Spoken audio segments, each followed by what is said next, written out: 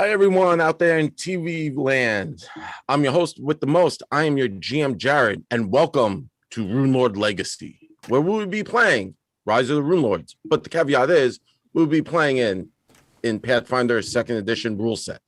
So if things seem a little wonky, it's because we are in 2nd Edition. So I apologize to those fans of 1st Edition. Now, before I jump over and introduce my amazing cast and friends, I just want to throw a huge shout out to our sponsors for today. We have Sirenscape with the awesome background music. It is pretty rad. We have Hero Forge, where you can see all the little cool miniatures, and you can see Becca now has the most miniatures with the little Twilo, her character, and the ever lovely Fungus Band. Gotta catch them all. Gotta catch them all. That's truth. Now to toss it over to our amazing cast and crew, I'm going to throw it over to the amazing Dawn. Dawn, how are you doing this morning? Folks, I'm doing good. I play Nexon, who is the gnome Stitch Witch of the party, and Nexon may have made some bad choices at the end of last session, and we're going to find out what happens.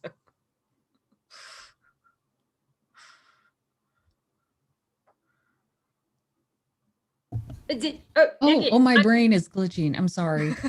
That's me. I'm next. Hello, I'm Rain. Hello, everyone. I'm very scared and nervous about this next fight, and I will take an alert card or something to get ready for this. I love a dramatic pause. Can we just say that? A big dramatic pause as I just kind of stared at my screen like, oh, yes, I agree. I'm very excited to see what happens next to next. I agree. The one thing that I can always say is that Rain is an absolute master of timing. I close. Sorry, Carla. You made it. I'm Carla and I play Kaz, and I am luckily not in the creepy face room, so I'm okay, I think. But I'm also very eager in a very, I'm glad we're playing this game and it's still brighter daylight my side. I'll just say that. And my name is Michael. I am the Dead Aussie Gamer, and of course, I will be playing the role of Malvolo, the human inventor, and his puppet, Kalodi. You know what? I think this is the most driven Kalodi has ever been in his life. Kalodi is known for being very slow and slothful, I think is the word.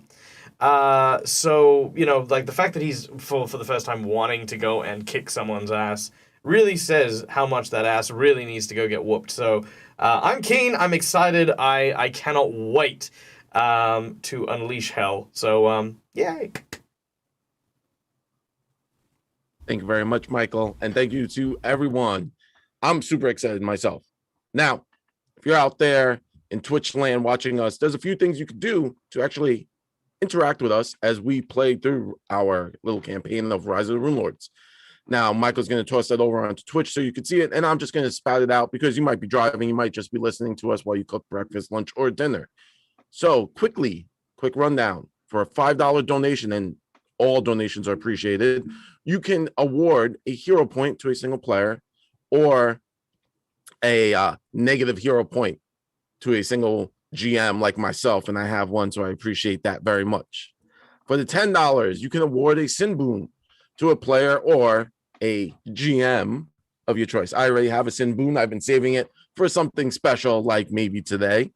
And they're natural, supernatural, special spell-like abilities that can happen.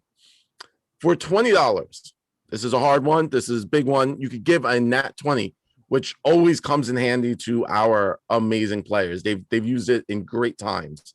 I myself have a nat 20 on my screen, so this is going to get fun. And of course, for $50, this is a huge donation. It's greatly appreciated. You give a mythic boon, an ally, magic item. Carla has a really cool mythic boon. Dawn has a really cool mythic item that she's been playing with for a little bit. They're really cool items, and we appreciate that. Now, on the very bottom, underneath the chat screen, you're going to see this little bar down there. It's HP bar. The HP bar, when it fills, we will have an epic boss battle with epic loot. That's if the players do survive. or, you know, they could just run. Now, with all of that out the way, let's jump into a quick recap just to catch everyone up. Last week, the players had figured out where they needed to go. They found out that they had to go to the lumber mill after dealing with a few faceless stalkers. The stalkers took on the appearance of Nexon and then Marvolo, but the party smartly defeated them, and only with a little bit of problem. And they might or might not have blown out the wall to the side of a building. And they then found out they needed to go directly to the lumber mill. That's probably where it's important. After they got to the lumber mill, they just kind of went upstairs. They kept going up, up, up, up, up. And Nexon, as always, casted invisibility. We had Marvolo and Cassandra acting as the faceless stalkers, and Marvolo took on the shape of Rain's dearest friend, Alden Foxglove, trying to convince the cultist, right? We could use that word, cultist, in the lumber mill that Rain was there to learn what was going on. Nexon turned herself invisible, traveled into the cultist lair, got back there, started stealing papers, and then she heard a voice come from behind her. And she turned, and there was a wall of faces. And one of the faces called out to her and said, "Nexon, my friend, help." And that's where we left off. And that is where we will be picking up today. Nexon, as you turn around, the face on the wall, you throw your hands over your mouth as you try to muffle back a scream. It's one of your oldest friends, a dear companion that you've known for many years. Dracus, the owner of the theater, is up on the wall looking at you. Well, the face is looking at you. You know, there's no eyes. How can I help? Nexon, he's taken me. He took me. I owed them so much money. I'm sorry. Don't let him take any more.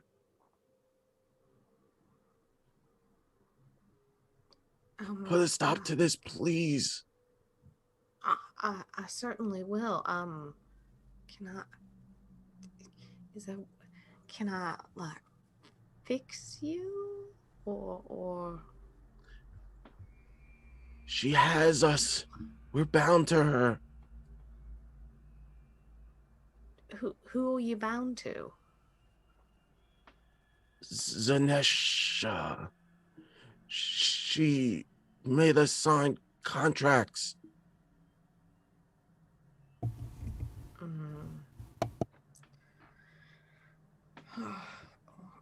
All right. Yes, there was some fine print on those contracts. Please tell me you haven't signed anything. No, I don't think so.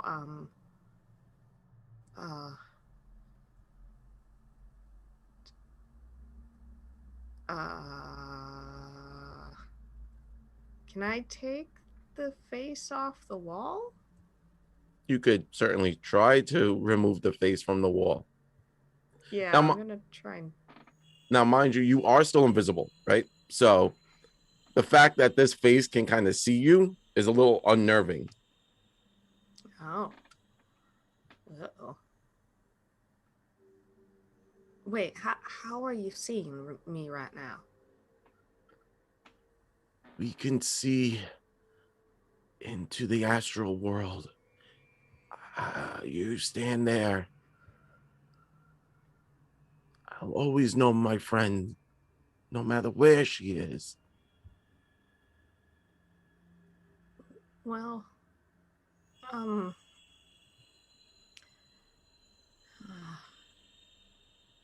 how about I take you with me and bring you back to the theater?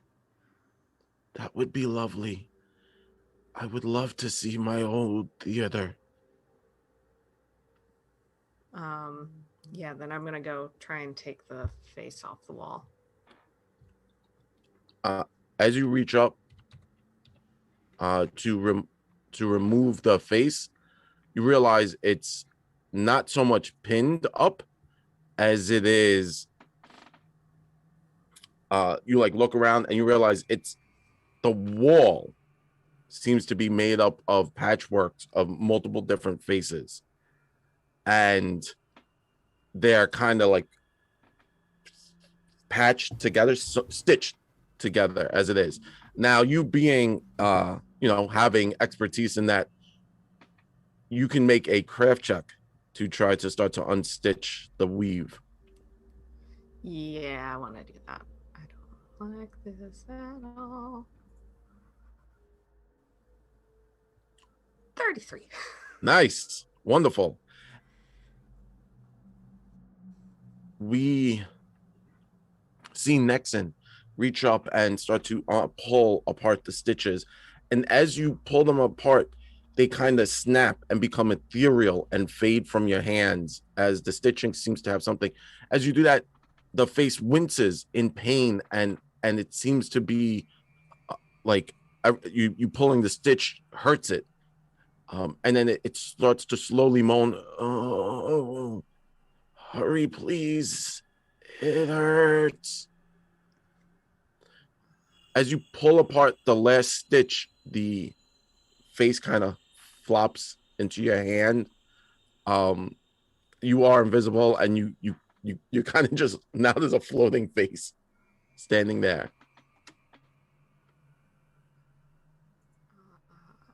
Can I look up? Do I recognize any other faces? None. So they're all kind of like stretched thin and leathered. This one just kind of reached out and talked to you, and again, they all don't seem to be moving, but they every so often, like as you're now looking over and being like, why did this one talk to me, you realize that they're all kind of changing expressions, like they actually are slightly alive. Okay. All right, my friend, I'm gonna get you out of here, and we're gonna fix this. Okay.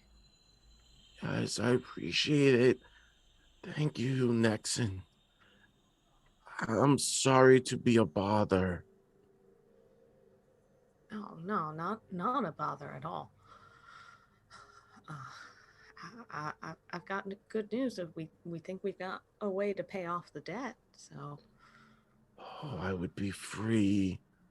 They drain us. They put us on this wall, and I could feel my life force being taken.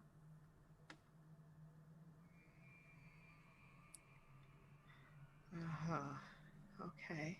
Um. Hmm. um. I'm gonna use message to Rain. And just say,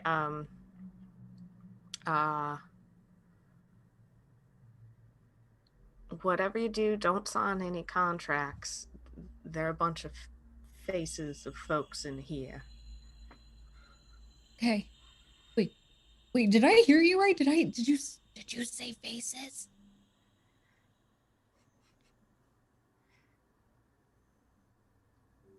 I will cast message again and just say, yes, faces. They're kind of alive. Brain just does this visible gulp. Almost a little comical, like Scooby-Doo-ish, but also like this is not surprising considering the awfulness that we have been through so far, and she's already received multiple skin letters. So what's a face of walls? Walls of faces. That's what we meant. Yes. And then I'm just going to kind of go back and try and wait by the door so that if somebody comes back in, I can slip out. As next, and as you kind of carry the face, and being it is like super creepy. You carry this face and you bring it to you, and Cydrak looks at in your direction, with its little eyebrows, and how is my husband Jasper? Everyone's doing well. Last time I saw him, he was all right. I'll definitely check in on him once we get back to Sandpoint. I forgot where we're Thank from. you. And we transition back to outside where Marvolo and Cassandra and Rain are dealing with the two cultists and the cultist leader. So she's now your wife, and she needs to see the books to make sure all the money is going every which way. Is that correct, Alden? Malvolo, disguised as Alden, looks towards the this figure and says, "Yes, as you." Hang on, let me. Eric Mona. All right, here we go. Yes, I hope you are aware that anything that I do, my beloved Rain, also needs to be aware of. Any contract that I sign is, of course, hers to look over and scrutinize with her discerning eyes. Rain just gives like a cheesy smile and opens her eyes wide. Malvolo did a year of improv class sometime. Also, if you're watching, I'm so sorry. I'm not making fun of you. Yes, no, I want to see everything. As I mentioned earlier, my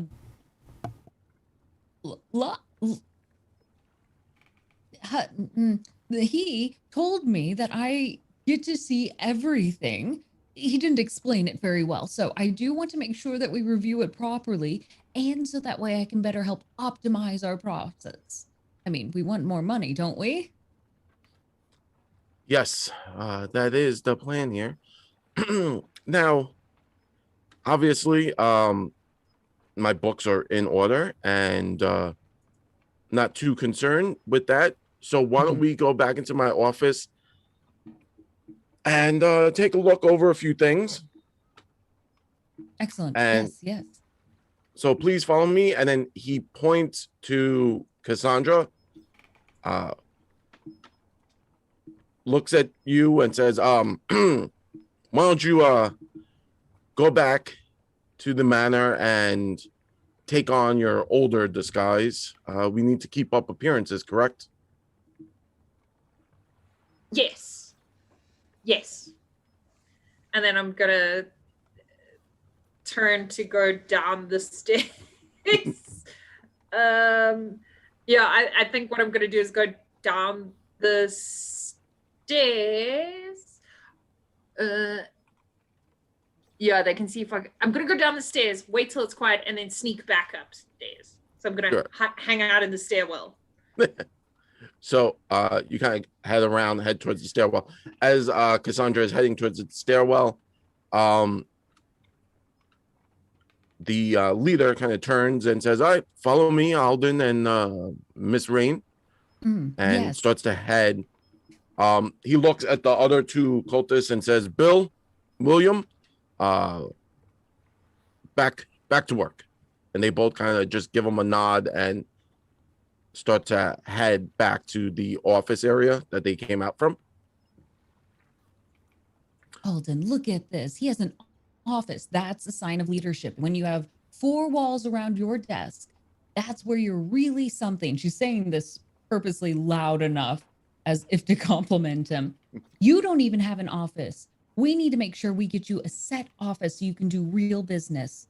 I have a question. One of those details. So that shapeshifter, what's her preferred original form?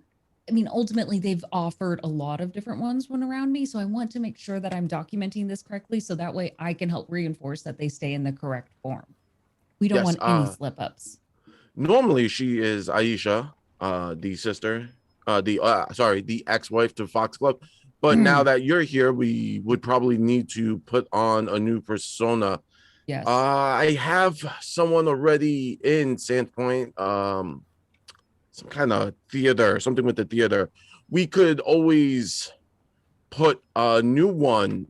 The tavern where the adventurers go through. The the lead Drake or whatever it's called. The owner, she used to be an adventurer. We could remove her. She does owe some debt that we know. We could maybe have her sign into a contract and then remove her as we do. I'm very big on recycling. Very big on recycling. What if we keep Aisha and we reuse her? But think of it this way. We don't want people to think she disappeared and somehow got Alden just gets a new wife. That would be suspicious if she just no longer showed around. But this is the only way I'm going to agree with this, is that we just have the shapeshifter play Aisha in a way that she slowly seems like she's going crazy and mad. Like there's a good reason Alden respectfully would need to divorce her. And then it would paint me in a better light that I'm calm, reasonable, and not like that crazy old hag. Yes, I like that. I like that. Yeah, no more bodies. Yeah, the sanatorium. We had a wizard down there who was also working with us. We could have her sent to the sanatorium. And we could then obviously when the new patient comes in, we could have them take on the new patient's identity. Interesting. Let's let this play out. A couple phases. No need to rush it. Yes. I mean, that shapeshifter is very talented, so we'll let them play up the I'm losing it a little bit more, so that way plenty of people witness it. With that, the cultist kind of turns and looks at Alden and says, before you find out what he says, I would like to take a moment to thank Captain Malik for the Nat 20 to Marvolo. Thank you very much, Captain Malik. Thank you. Appreciate it. So as he turns to the Marvolo Alden character, Nexon, you can hear them outside the door at this point. Like you could hear Rain's voice and the cult leader are now talking, and Rain's obviously being loud enough that you can hear, right? Like no one's whispering at this point. Voice. Yes. So, and Cassandra, you've kind of moved to like, you did those the steps, when you're like a kid and you make believe you're going down the steps, you're like do, and then you dropped real low, and now you're kind of like hanging out on the steps. So as the cultist kind of turns to Alden and reaches for the handle and starts to slowly turn it, looking at Alden, he says, your new wife is just fantastic. She has so many great ideas. You should be careful. She might overtake your position in the 7 year.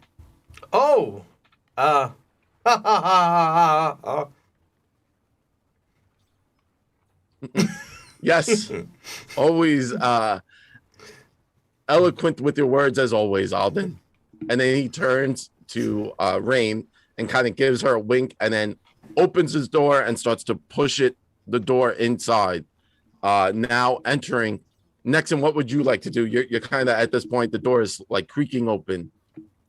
I'm going to very quickly look at Sidrak and just be like, stay quiet, and try and like shove him under like the folds of my clothing to make him invisible. Yep. I want to try and like duck out before anybody steps on me.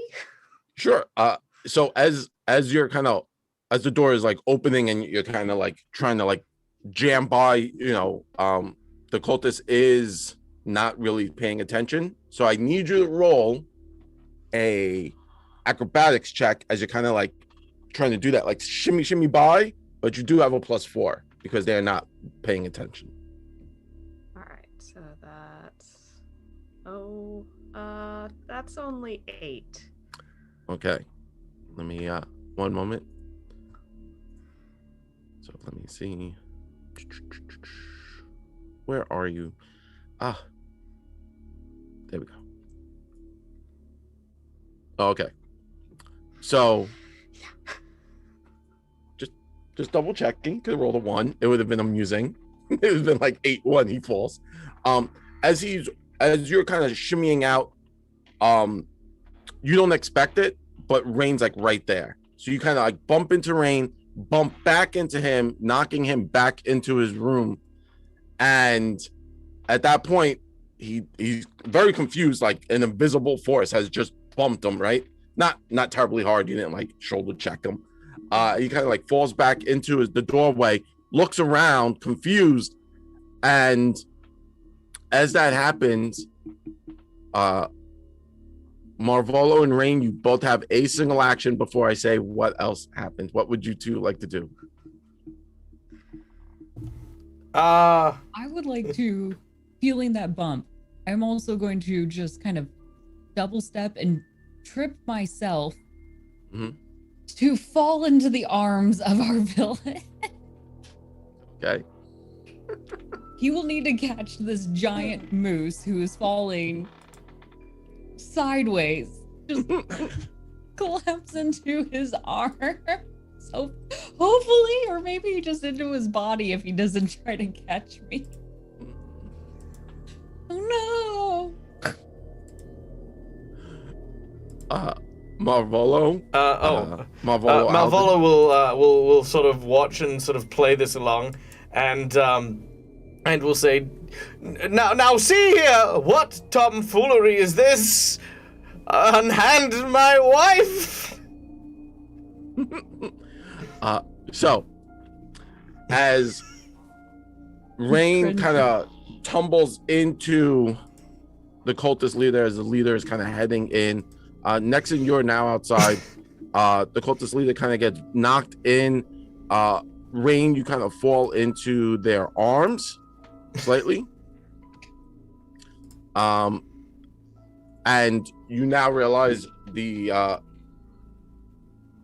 they're holding you, and they kind of like prop you up and take a step back, creating space between you and them. And they're now giving everyone that, like, what is going on here? I need to know what is happening. As they step into the room, you now hear multiple voices going, "One of them's free. They got in the way. Help!" And Rain, as you have the clearest sight, you look up and there is a wall of faces just rambling on. Rain's jaw drops and her eyes open wide, and you just get like the smallest hairs on the back of her neck stick straight up. I mean, we've seen a lot of horrifying things at this point. A wall of faces, now actually seeing it. I know she was supposed to know this was here, but there's a difference between knowing it and seeing it. Oh, your office decorations are talking.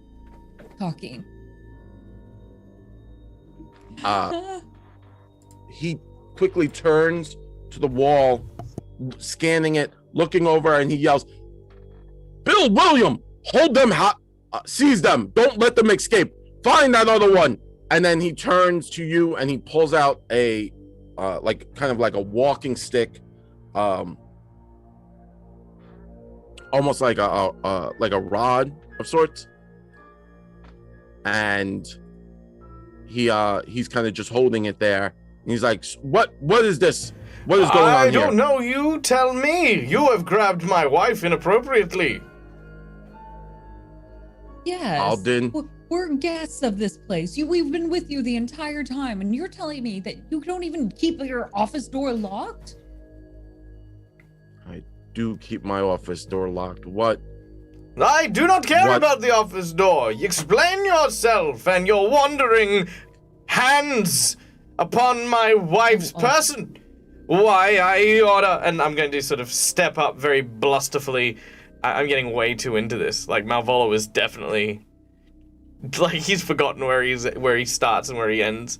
As he walks up, he begins to like unglove, and as he does, he realizes that he's actually cast alter, like the alter self illusion, transmutation thing. So he doesn't actually have gloves. So he as he's trying to pull off the gloves he's actually not wearing, he's like, oh damn it. Is there like a, how like in some offices there's like, the decanter of like whiskey or wine or something that just happens to be there as well? Yep. Yeah, on the table there is like like a decanter of okay. of cool. alcohol. I go over and I'll pour myself a glass, and then I'll throw it in his face.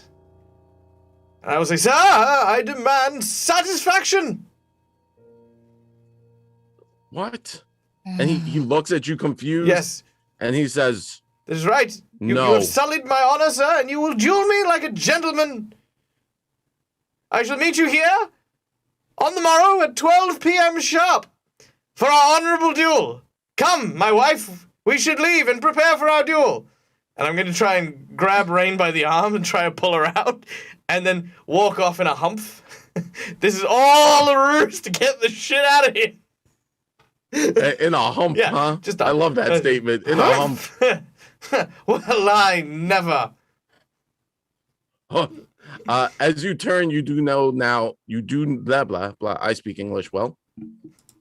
One moment.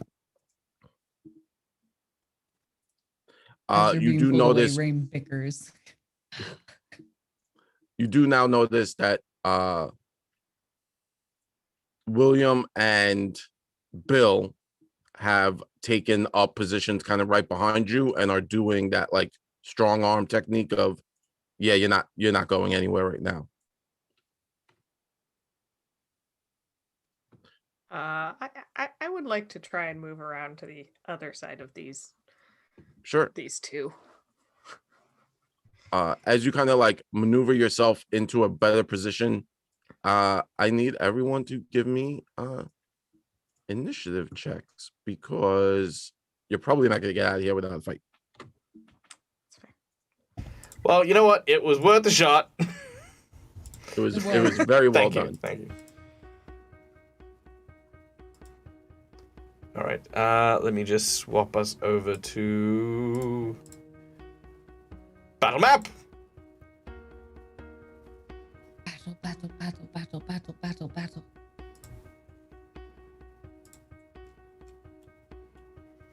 Sorry, just setting up that battle map. As you can,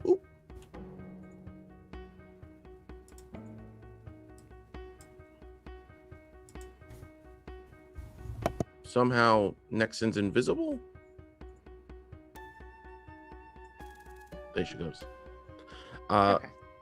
There you go. Sorry about that, Nexon. As you can see, Irabar is in the cultist leader, is kind of in the room. Rain, you're next to him. William and Bill kind of have come up and started to position themselves kind of like around you, Rain. As we're doing this, Cassandra, you can hear now the yelling, and you've kind of come to the top of the steps very quietly. Give me a stealth check, please. Okay. Am I stealthy? I don't know. Skills. Stealth. Okay, not the worst stealth. Okay. Aha. Did that come through? Yes. Awesome. Cool. Marvolo, did you roll your initiative? I did. Did it not come up? The little tracker thing, you didn't pick it up. You could just spell it. I'll No, bump that's it in okay. there. Well, yeah, 13. It's fine. There you go. You're fine. So at this point, Marvolo, you're kind of in there. Erebar has called for everyone to come in, and he's like, none of you shall leave here. I need to know exactly what is going on. And he reaches out for you, Marvolo, and kind of grabs you and wants to like pull you closer. So he's like reaching for your arm. He is going to make a athletics check to see if he could grapple you. So then you could kind of see like, oh yeah. if this Marvolo works. has Alden in a kind of like the travesty. Like, you, sir. What is happening? All right. So. Oh yeah, 48. Yeah, I think that'll do it.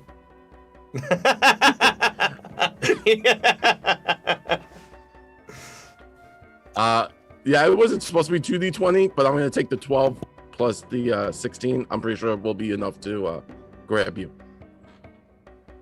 I apologize if my I'm doing a bunch of misclicking. I broke my finger, so I'm doing it all with my pinky finger, and so I apologize. It's a lot of like off clicking now.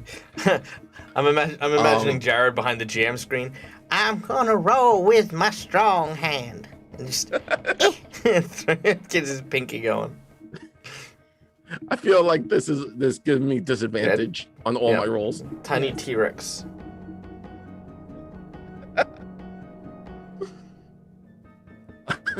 So, Erebar kind of reaches out, grabs you, and starts to pull you towards him. Oh, yeah. Having you in his reach, he kind of holds up that like cane, like a scepter more or less, and he points it at Rain, and he says, "William, Bill, please take her into custody." What? I just you will not touch my glorious. I'm looking at Rain, kind of just seeing like I'm like what I'm saying and what I'm looking like is, what do we do? What do we do? The guy's got me. I can't fight. Help! Help! I don't even know how I shapeshift. I don't have that power. It just happened. Thanks to a sin boon from an audience member, I can't do it again.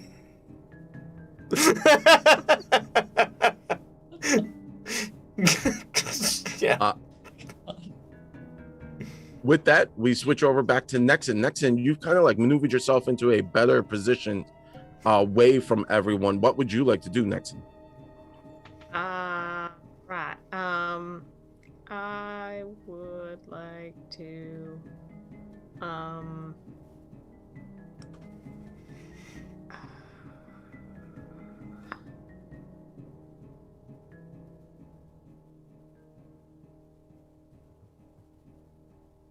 that is a good question.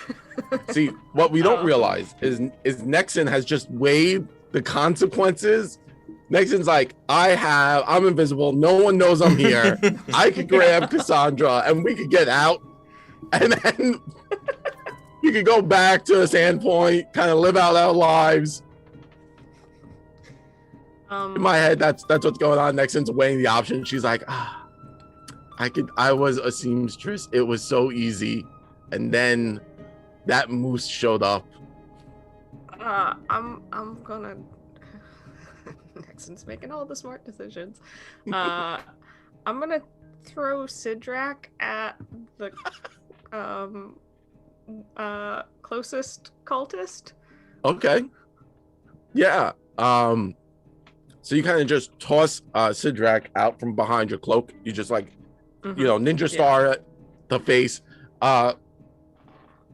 Cassandra, you see suddenly a thing kind of just shoot out from nothingness, only a few feet in front of you.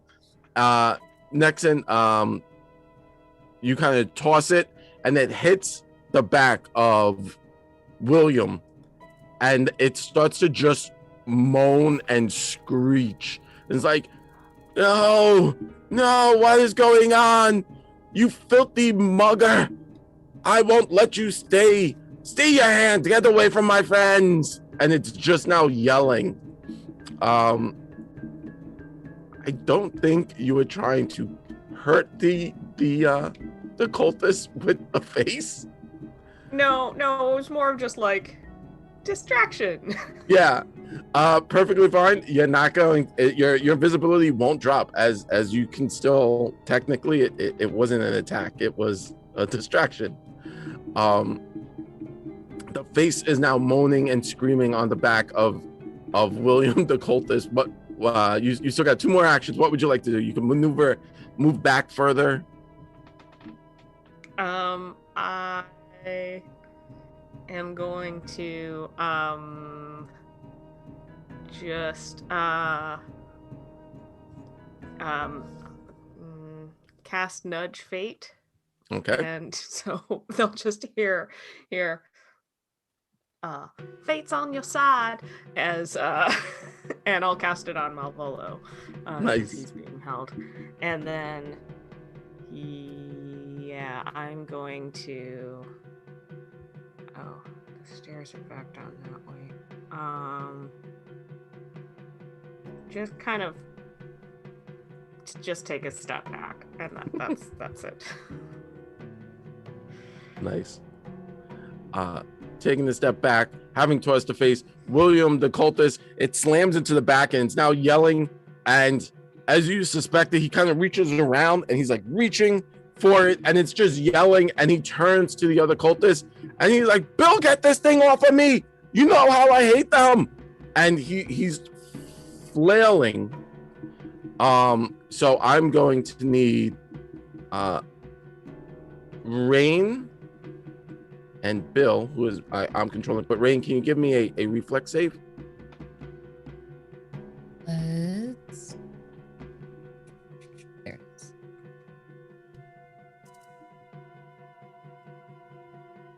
Okay. So neither one of you as William kind of flails and starts to like whip himself around, he's kind of gotten in between you and Bill, but he's pushed back both Bill and yourself. So you've cleared a little bit of space between you and Marvolo. And William is just panicking as this face is just talking and yelling at him constantly. Cassandra, is your go. What would you like to do?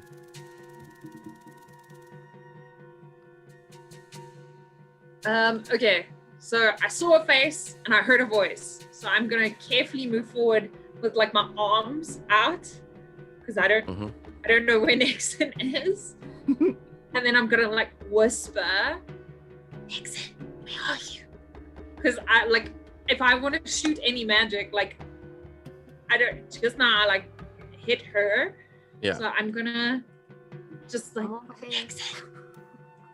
And then I'm gonna move slowly, and then I'm gonna peep around the corner, and I imagine when I get close enough, I'm like, and then I might touch her with my arm, and I'm like, and then I'm going to, I'm gonna divine lance the one without the face because I don't. Okay, sure. That's this one. I'm moving closer to you, but yes. Okay. All right. It's Bill. It's Bill. I'm gonna try and divine lance Bill. So attack on Bill. Shoot. Good. As you kind of shoot your lance, Bill's been knocked back by William as William is like frantically just trying to get this face off of him. And the face is just shouting angry things. Yeah, and then I'm okay, it's 9 months. Yeah, and then I'm gonna shout out and I'm gonna say, what is going on here? How have you allowed this to happen in the sawmill? And it's like, Sinishta will hear of this. And I'm gonna shout it very loudly. Interesting. All right. Rain, what would you like to do? Seeing a bit of a chaotic opportunity, William panicking, throwing this. Oh, you have to help him get the face off. And I am going to Titan Wrestler shove William into Bill. Nice. Which we're creating a pile of Billies, essentially. Yes. So just make a athletics check against William. Deal. take this. No. Oh, that's a one. That's a one. No. You do have 2 hero points and a nat 20. I use a hero point. I want this to work. I want it to feel like I'm trying to help, but not Okay. really. Got it. I'm gonna try this again. Take one of those hero points away. I believe in what I'm doing today. You have to help your friend. Oh my god, 17. 17. One moment. Let me see. Okay. 17 is just enough to push him back into Bill. So William gets knocked back into Will. The 2 of them kind of collapse onto the floor together. And you still have 2 more actions. What would you like to do? Perfect. I'm going to run over to them then. Is that part of that Nick's action? Oh gosh. Oh no, here, let me help you up. I'm gonna trip on my feet and I want to land on them both. We are moose piling on the billies. And I'm trying to stealthily pin them down. Okay. When I trip, I want this to be more of like, oh, and then I have a bit of a momentum from above landing on them. So they are prone, so that's not too hard. Traditional here. That's fine. Yeah, so you kind of like land on them. Can you roll a d4? Actually 2d4, and that will be rain damage. It will be 3 rain damage. 3 rain damage. Nice. Squish. Whoosh. I'm holding them down. I will try to resist if they try to push me off, like I'm just awkward. Suddenly I've become spaghetti. I love it. Okay. So Rain's down there. Collodi, Marvola, what would the 2 of you like to do? Okay, so Malvolo believes the ruse is somewhat up, so he cries out, "Help! Help! Ah, come to me, my attendant!" And Collodi will activate, and we'll go, yeah, I'm coming, don't worry. What was that disguise that is again? I completely forgot. I think I was just walking around, wasn't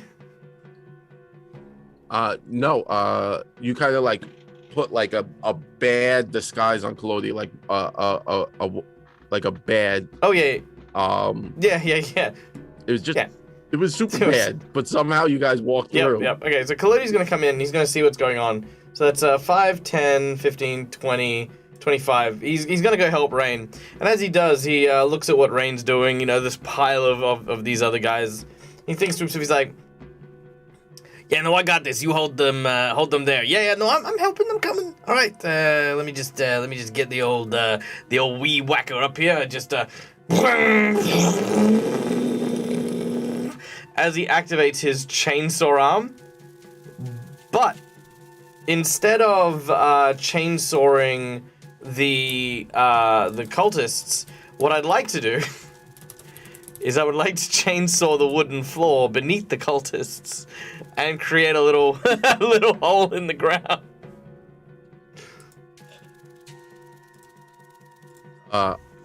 Yeah, that's yeah, you go crazy, man. So Collodi kind of like whips their saw hand into the ground and starts to begin to saw to like lessen the wood, the planks, right? That's what I want to like Bugs Bunny this and just like create like a hole and then just. Oh, you're gonna go around? Yeah. All right. That'll take up your whole turn. Everything else to Bugs Bunny around. Yep. Rain and the 2 cultists. As Collodi kind of finishes before it circle. happens, I want to be clear. I don't want to put Rain in a hole. I just want to make that, you know, I want to aim for them. Because is Rain directly on top? Yeah, Rain like fell on top. She's okay. like Commit. Like- commit. I'm all Okay, for this. yeah, I'll Let's go commit for to a it. ride. Yeah. I brought my own mattress. Well, there you We're go. good. Yeah. All right. Yeah. Cool. Yep. All right. We're doing it. All right. So Chloe finishes, and at that point you hear the wood creak and crack, and Rain, you kind of look up and you could see Kalodi just kind of give you a nod as you now realize was about to go down, and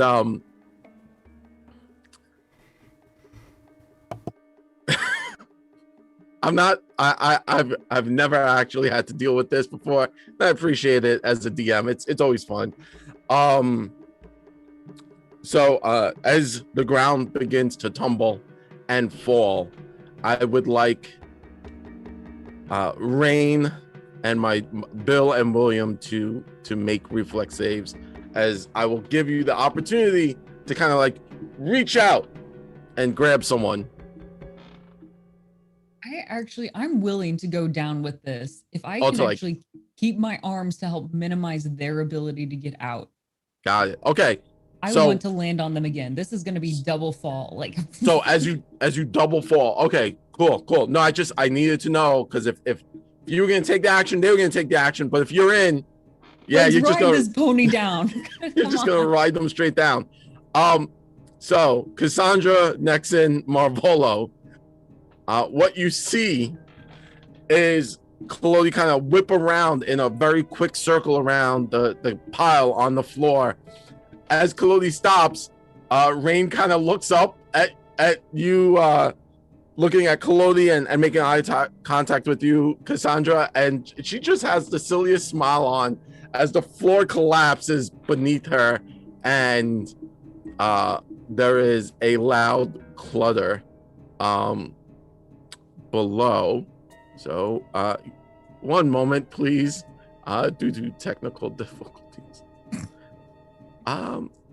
So Rain, as you collapse into the floor below, with your companions on top of each other, so you're all kind of like on top of each other in a big mess. As you land, you hear the buzzing and saws of people working, as you now realize you've collapsed into the workshop that you bypassed. As you collapse down, the dust clears, and looking around, Bill leans out and says, "Get them! They're not from here! They're liars! All of them!" And you now see that there are 4 men working the mills, saws, as they are now aware of your presence. Can I counter say something? Sure. No. Get them. They're the one that stole the faces, as William still has the face on him. Yes, he does. And with that, I got something real quick. First of all, I want to say a very, very special shout out and thank you for the follow from Fantasy Grounds College. For those of you who don't know who Fantasy Grounds College is, they are probably the leading place to go to if you want to use Fantasy Grounds as your virtual tabletop of choice. They are a group of wonderful and amazingly talented people who know this program inside and out. So I'm going to invite Fantasy Grounds College, if you are around still, drop a link to your Discord, because I highly recommend everyone go and sign up for it if you want to use Fantasy Grounds. Also, I would like to ask Jared, with the weight combined of 2 human bodies and Rain, who is quite large, how's the floor doing on the other on the step below? oh, it's creaking and cracking. It's all a mess. Excellent. Rain, as you kind of shout out, no, they are not. And this was granted to you all by Cinder from the chat. It's a plot twist, hidden secret. One of the cultists remembers suddenly that you, Rain, are a hero of Sandpoint, Oh, and responds back, goes, "I've seen that moose before. They stopped the goblins. Get them. I have a face that you can't forget. You're what it is. literally the only moose person in the world. No. No one in Sandpoint has seen another moose. No one in the world has seen another moose person. But I also find it really funny that this just seems to be like the only time I've ever actually seen the proper use for like, hey, we've done some heroic things and no one in town cares. It's like, hey, those guys were heroes. Get them.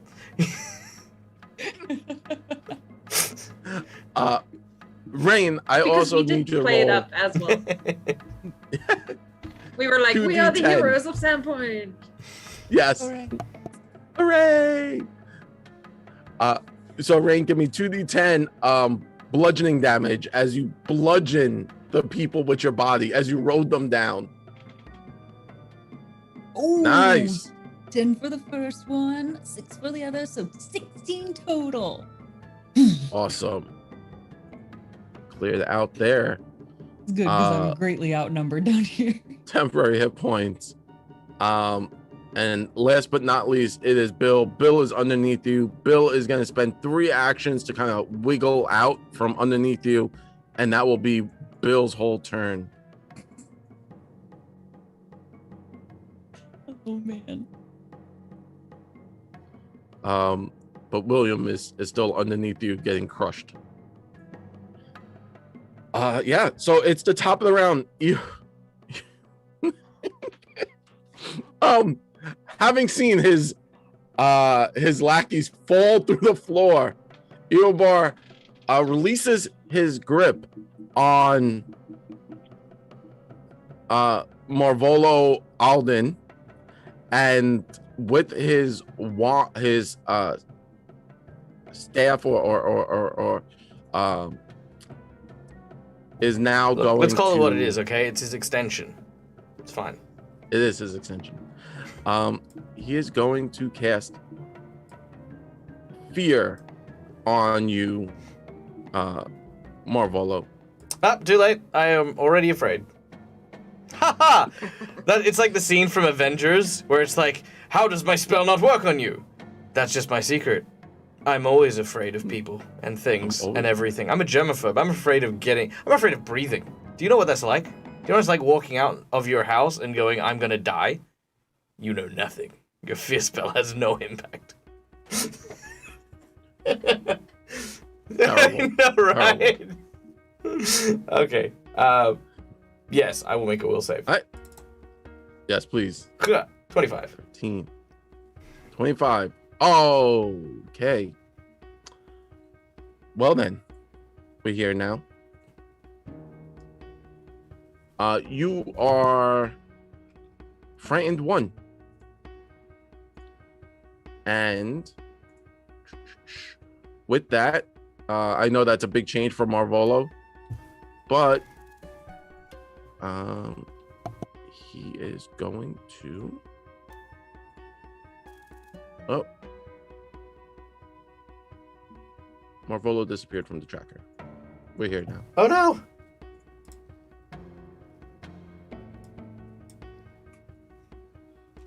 But I want to play too.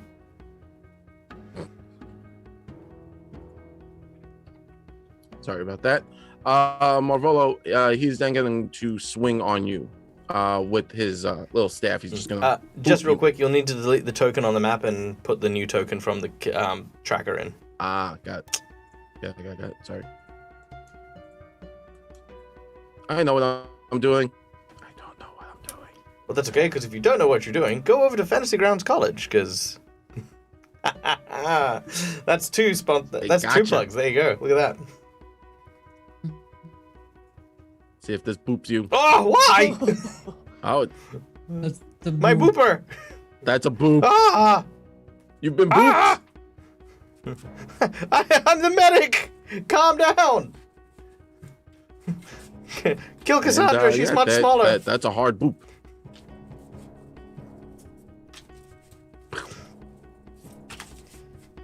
Oof, 36. Ouch. All right. Yep. Pick a number between 1 and 5, Monsieur Jard. Let's let's go number Oh, one. number one. All right. Is it bludgeoning? It is bludgeoning. Foot smash. The target is flat-footed until the end of its next turn.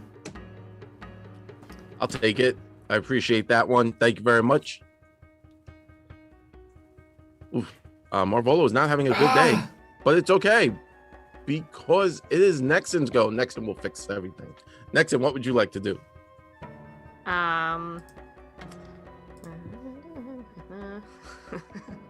Rain just fell through the floor. Yep. I'm gonna like try and get here or here. I want to get to the edge of the hole, but not like fall through the hole. Not go down the hole. And then I'm going to look up at the guy in the office and say, breaking one of my charms, I'm going to say, oh, bless your heart.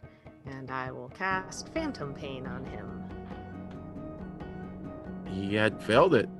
So, failed. All right, so that is, takes full initial and persistent damage and is sickened 1. Ooh.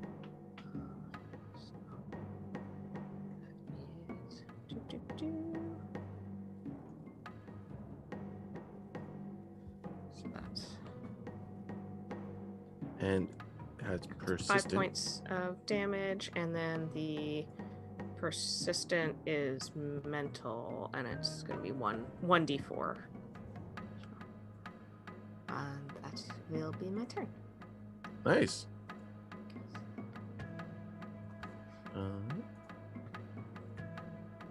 Persistent applied by Nexon, 1d4 mental. At the end, you can roll another 1d4 All right. for that persistent. Another 3. Wonderful. Thank you, Nexon. Nexon, as that is your turn, you now look down. As you look down, you see William still with the screaming thing on his back. He's just rolling on the floor trying to get out from Rain. He's, no, get this stupid thing off me, and he's just grabbing at it. He is panicked. He's going to try and unprone himself with an athletics check against Rain. No, he's terrible at it. Yeah. No, 1. Yeah. As he's trying to like move you off of him, Rain, you kind of reach out with your moose hand, and at this point, you know the jig's up. You just kind of slam his face back into the floor. Roll a d6. Deal. 4. 4 points of damage. Sawdust. Just smash his face in. Yep.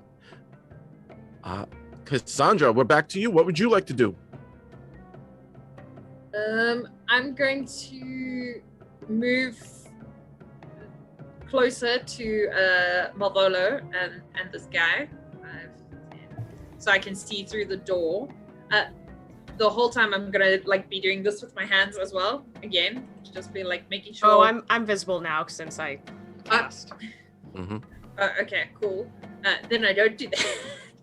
And then I'm going to cast Divine Lance at the guy who's got Malvolo. Okay. And then can I see into the office now? Can I see all the weird, the creepy face section? Okay. I'll note that for later. Is that missed? Am I rolling real bad? That one does miss. Okay, and then I'm going to stop, and the jig is totally up. There's no. Well, you know what? I'm gonna say it now, and whether he takes it like I'm with him or I'm just being judgy, either or, and I'm gonna be like, Sineshta's not gonna be pleased with you. Oh, Take that as he may. I love it. Love it. Just stand there. Yeah. Talk smack. I love it. You know what? Cassandra, I would like you to make a intimidation check. Okay. Let's see. This is not the worst amount of dice I have. That happened. All right. You know what? I'm gonna actually. I'm gonna spend. Do I want to say nat 20? Nat 20. You guys. Yes! Do it. Do it. Intimidate this guy. He should be Cassandra, ashamed. as you shout that out, it seems to like take him back as he's confused as to why you would bring up her name, say that to him. Like, what do you know? And with that, he seems stunned. He visibly looks shaken, and he's like, what do you know that I don't? No, I'll do right by her. I swear. She's my beloved. She wouldn't. I never do anything bad to hurt her. And he now has the frightened condition too.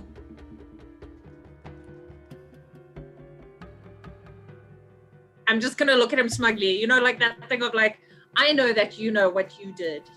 We both know. You both know the truth.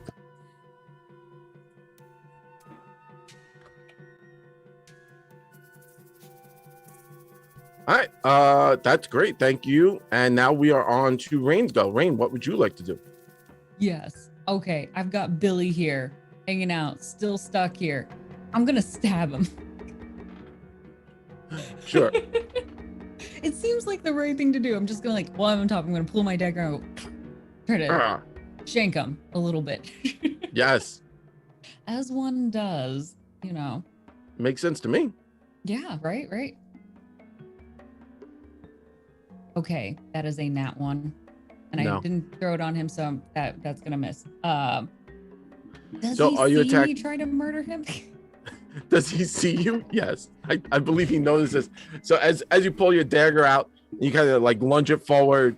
It because of the sawdust and everyone moving around, you kind of like slam it into the ground real hard. I would like to interject here with a historical moment from a ancient Chinese literature. I know it sounds weird, but follow me on this logic. There was once an evil, basically a guy who was trying to take over the kingdom of China, and his name was Dong Zhuo. A man by the name of Cao Cao came up behind him with a knife and tried to stab him in the back and murder him. But Dong Zhuo turned and saw him at the last second. At which point Cao Cao said, "Oh, my lord, I've brought you the gift of a knife," and then gave him the knife and got away with it. It wasn't until he was already running out of the city that the captain of like the armies sort of said, "No, dude, I think he was trying to kill you." And the guy was like, "Really? After him." Just saying, Rain. This whole time? Just saying, Rain. You may have gotten a natural 1 to kill this dude, but you might still get away with it. With 4 witnesses around, yeah, maybe. But if it is a natural 1, then you know what's coming next. I do know what's coming next. Oh no. All right, 1 to 5. What do we got? A 5. 1, 2, 3, 4, 5. You attack the What are darkness. the consequences? Your enemies are now concealed from you until the end of your next turn. Balls. So I'd probably Okay, say that this is akin to okay. you striking at the sawdust and kicking clouds of it Yeah. into the air, making it difficult for you to see your targets while in this particular area. Yep. Oh no, this isn't good. Rain just becomes a bit terrified in this moment. For my last 2 actions, I'm gonna then cast Bark Skin, just kind of taking that sawdust and calling it to me, and it just like a magnet, just and covers me in this thick coating as a bit of a skin shield. That's a weird. Let's not describe it as a skin shield. Holy skin shield now. As an extra layering of protection with this. Now, I'm hoping because we are in a sawmill that nobody's gonna light a match and put me on fire because I am more susceptible. I have a weakness 3 to fire now, but I have resistance 2 to bludgeoning and piercing damage. Nice. I don't think anyone's gonna take a flame to you, but also I don't think Marvolo is gonna hug you for a long, long time. Yeah. As you are now covered completely in dust. It's kind of like dust itself, like is human cells. Sawdust is of, Collodi's cells. I have all of his dead cells on me. Damn, I really missed a beat on that when Collodi comes in. He's just like,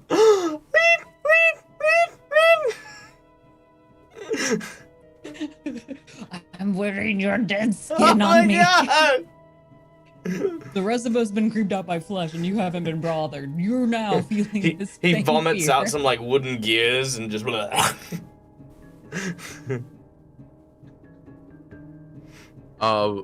Yeah. So my cultists go, which is gonna be fun. Mhm.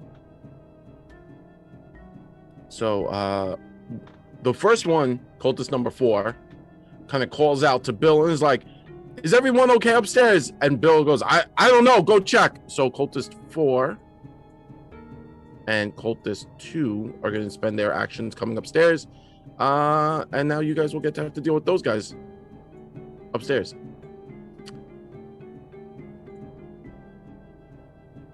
So cultist 1 and cultist 2, or 1 and 3 are gonna 3 is gonna move over, help Bill up to their feet so they are no longer prone, and the number 1 is going to try and make an athletics attempt on grabbing Rain, trying to restrain Rain.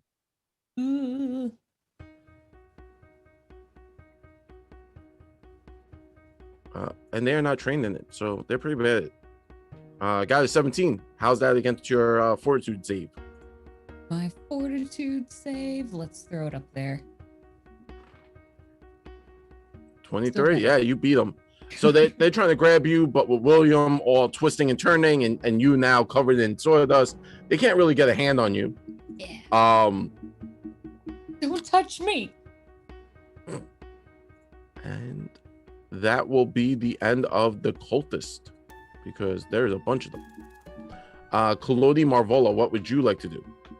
All right. Well, Malvolo, having recently been struck by the fear spell, turns to Justice Ironbriar and goes, "Ah!" And that is all. Collodi, however, will say, hey, Nexon, Cassandra, what should I do? Should I help Malvolo, or should I stop these guys that are clip-clopping behind us? Stop the gas. Okay, I'll go stop the guys. You help him. And he's gonna go 1, 2, 3. And he's going, hey. Now listen here. I know what you're thinking. You're thinking, hey, there's this wooden puppet guy. What could he possibly do? But have you ever seen what happens when one of your saws from the mill ends up cutting through human flesh? And I'm gonna just charge up my chainsaw hand, and I'm gonna hit one of these cultists. I'm channeling my Randy Savage here. Ooh yeah! I'm gonna cut ya. I'm gonna break ya. I'm gonna take all your entrails and turn them into outrails. Alright. And I am going to crit the hell out of you. If you survive this. Oh! Yeah, that guy did not.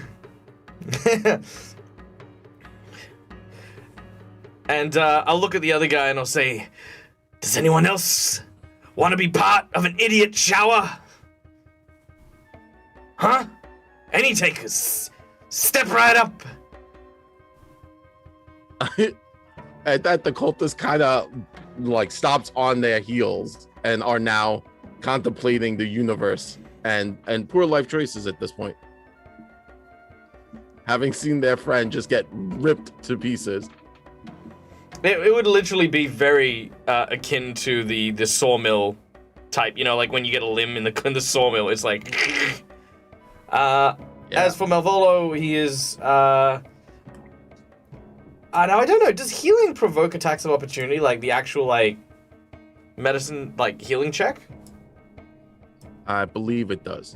I will double check. Give me one In moment. any case, I will do it, and I'll set the DC at 20 so that I'll get the full benefit of it, and I will heal myself because I am afraid and I am injured.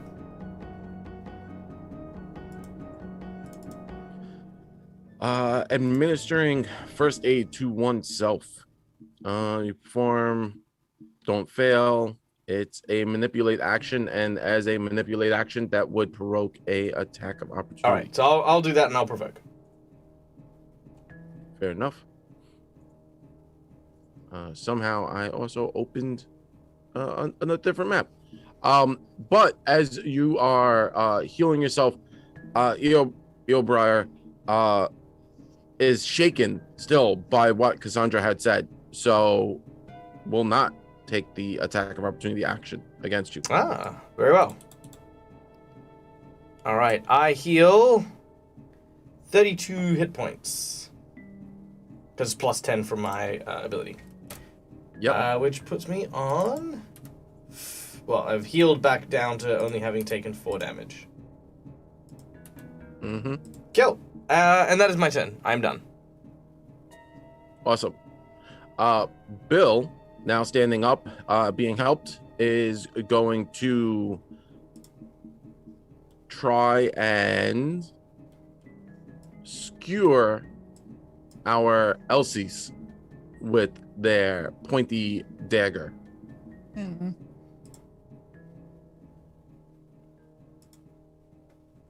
This is gonna hurt, isn't it? Yes, but it is 2 actions to do that. So they're going to try and stab you. Stabby stab. Sadly, they missed. That sawdust, super strong. Yes. And having missed, realizing that he can't hit you, the last action they is gonna take is try and kick you. Just to like push you back. So he's gonna make like a push action to push you back away from him. What is a athletics check against you? I'm going to assume you are tougher than that. Yeah, my athletics starts at a plus 14. So I will beat a 12. Just a little bit. Just like, no. Do you want me to roll to see if I get like a nat 20 or something? Yeah, if you could get like a nat, if you get like a nat 20, no. It'd be something crazier. But yeah, that was a good try. So he goes to push and he kind of slips a little bit and you push him back away from you. Are we just like doing how- this childlike pushing fight? No. I like how Rain is like pinning a guy to the floor, trying to wiggle out her dagger, and is still like, don't touch me. Don't touch me. There's a difference when I initiate it. Yeah. This is bad touch. No bad Yes. touch. Yes. It's unfair, I know. And we're gonna pick up at the top of the round. But before I jump into the top of the round, I do want to say thank you very much to the Carney Sideshow raid. Thank you very much for everyone hopping in. Our players are now dealing with the repercussions of stealing a face off of a wall. And Look, that face was stolen first. That face was stolen first. So thank you very much. And yeah, we pick up back to the top of the round, and Eobriar, shaken at what Cassandra said, he kind of seems in like a haze. He can't really control his mind as he is upset, angry at what was just said. He starts to take 2 or 3 steps back away from Marvolo and looks at the faces, and he says, no, no, she's lying. Zanesha, she is my love. and he seems struggling with thoughts, and then he looks up at the wall, and he kind of holds his arms out, like outstretched, and he goes, "My love, I've done this all for you. Why would someone say terrible things like that?" And already being assaulted by Nexon's magic in his own head, he is struggling. He's going to cast a spell, and he is going to cast darkness on his area, trying to kind of keep everyone at bay, keep everyone out of sight. He doesn't want you to see him like this. He wants to be alone. And casting darkness, this entire area will go black. I'm not going to color it in, but where he is, poofs, becomes magical darkness. Just so that we have the radius, can you add a pointer marker as to where the area is? If you right-click on the map, Sure. you should be able to use the arrow pointer symbol, which will then show you a number of shapes, and then you should be able to create the circle to make the area of darkness. Darkness, darkness, darkness. Oh, There you go. that's not the right spot. If you hover over it, you should be able to see a little dot that you can then move it. I see you, Dot. Come here, Dot. There we go.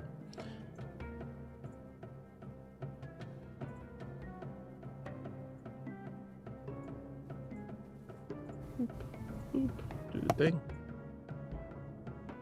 It's kind of like that. So you guys can see.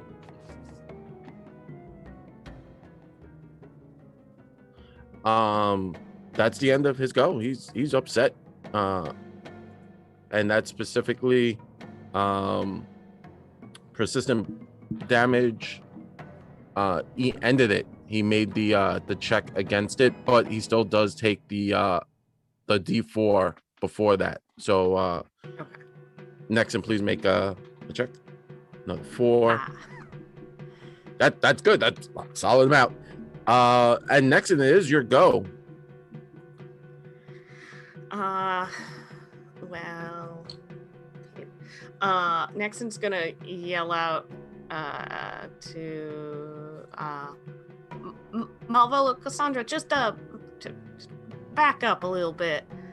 And then can I see down through the hole to like everything that's going on Oh, in yeah. Rain? Yeah, you see Rain is now covered in like sawdust and is like having a shoving fight with some guy in front of her and is holding the guy you tossed the face onto.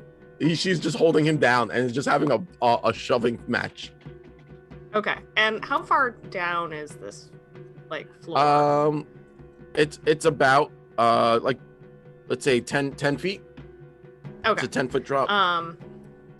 So yeah, I'm gonna shuffle my feet and Mhm. point my finger out towards Bill and cast Electric Arc.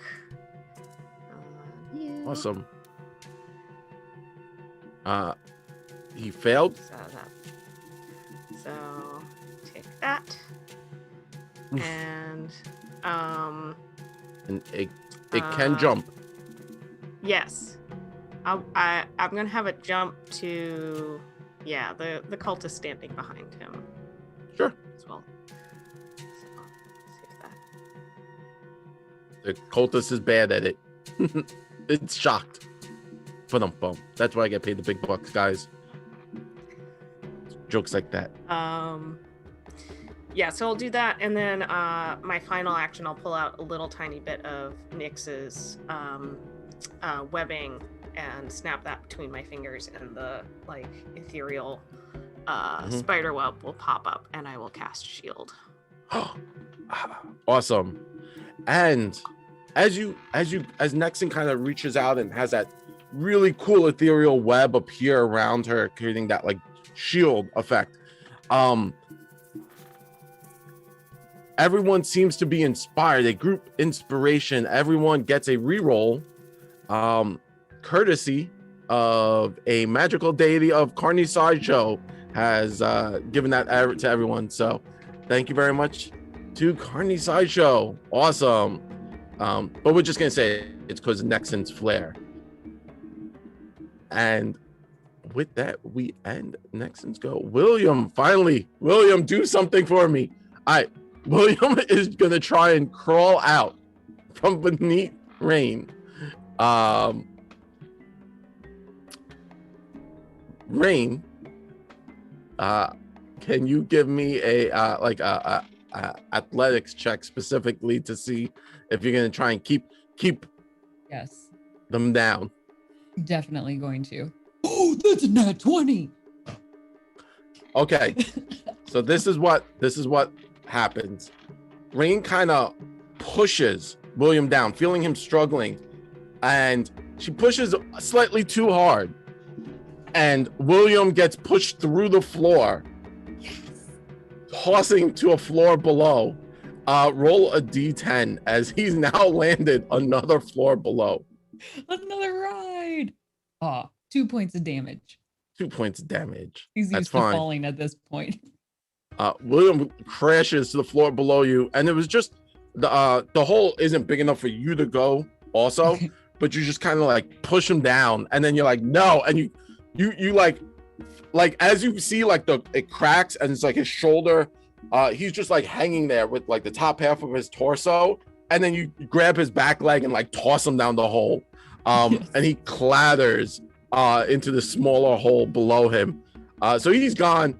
The cultists are shocked at Rain's mightiness, mighty Rain, and kind of lands prone, busted up. Poor William. He was supposed to be a high level cultist, and he's bad at being a cultist. He's gonna go back to being a baker. He's just gonna leave. That's it. I'm done. No. As he crashes through the floor, Rain, you look down and you could actually see there are more cultists down there that William actually landed on one of, and that cultist is also prone. Good. Take him out. Make it look like everyone's sleeping on the job. Actually, I need a d6. Sorry, Rain, so Deal. that 6. 6. Nice. That's a good amount. That's how much damage William did to that cultist. William is wearing pointy things, so that makes sense. Yeah, it makes perfect sense. Mm-hmm. These guys are having a you rough don't day. wear big bulky armor. Yeah, makes sense 'Cause to we me. know, like the first 4 rounds, I didn't wear any armor. That's true. Yep. Back in the day when we remembered that Rain had gone so many, and we're not even talking like she just kind of forgot it. We mean like I think she leveled up twice before we realized that she was basically playing this game naked. Yes, that was. Yes. I forgot to put my armor on. I can empathize. Cassandra, what would you like to do? With my low light vision, can I vaguely see where he is in this darkness? So, sadly, magical darkness supersedes a lot of that stuff. Can I still try and cast something blindly towards him? Because I want to try and cast, because I have a ring that we got back in the day that has befuddle, and I want to confuse him, help him, and he'll tell us the whole story. So I'm going to cast befuddle vaguely into the room. Mm-hmm. And then I'm going to also say, if you tell us what your plan is, we can help you so she won't be as disappointed in you. We were sent here to fix your mistakes. And that's what I'm going to try and do. And cast befuddle at the same time to assist my deception. Okay. So I'm just quickly trying to look up the befuddled spell. So I know exactly what I it hope can he has do. like an itty bitty brain. You said he's struggling with thoughts, so I imagine that would be an indication. Yeah, he's having a hard day today. That sounds like me most Mondays.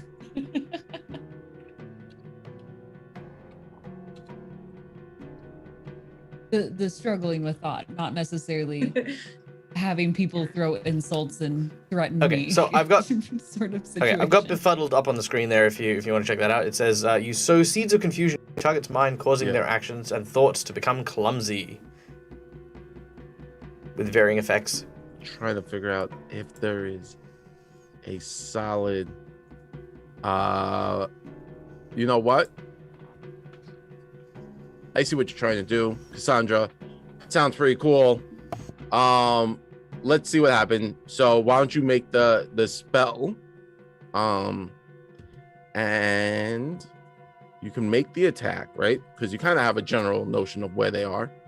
And then we'll see what happens if it doesn't pass. Okay, so I must roll an attack, and then the spell is a will save. Yes. Okay, so I'll just roll. Sorry, how do I You could just roll like a sorry. The best way to do this is roll a d20, and then we'll see. We'll take it from there. Okay. Of course. Okay. So that's not terrible. Spells. Do I get plus my spell modifier? You would get plus your spell modifier. Which is 7?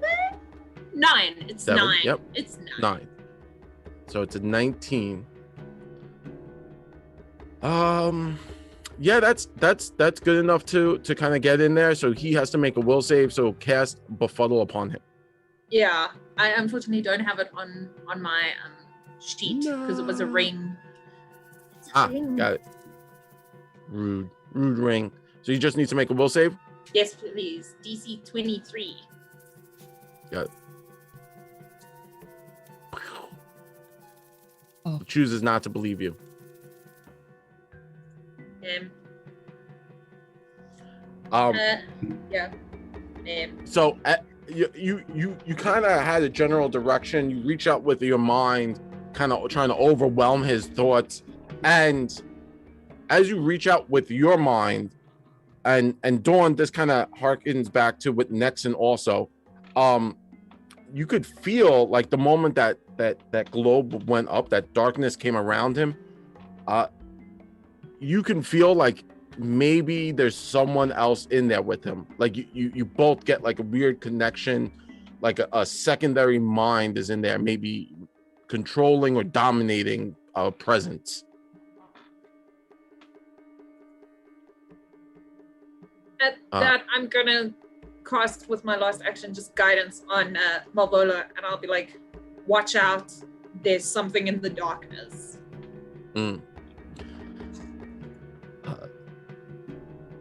Next up, it's Rain. Rain, what would you like to do? Now we're in here. You're kind of on the bottom floor. You just pushed someone through the floor again. What would you like to do, Rain? That is a very good question. Okay. I'm going to try this because I feel still very outnumbered, and I see these two kind of in a line together. I am going to cast Web on Bill. Okay. But it is a range of 30 feet, so like kind of across in that direction. So Bill to Cultist 3 on that end, casting a web of stickiness in the area. So it should hopefully impede their movement if they try to go through it. It becomes difficult terrain. I know they're right here. Now, they can clear it, but it will take like an attack. So a single attack to waste it at least. Yeah.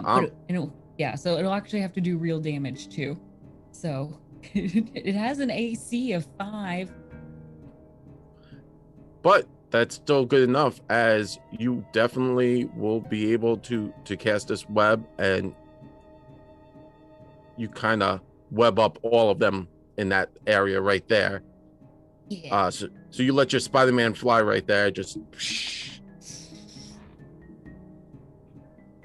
And anything else you would like to do?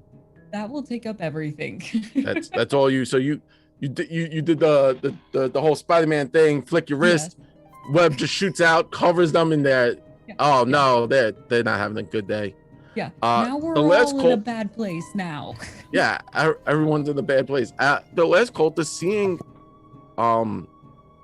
you, push someone through the floor, just manhandle them, push them through the floor, and B, seeing you now, Spider-Man, their friends, is going to opt to leave.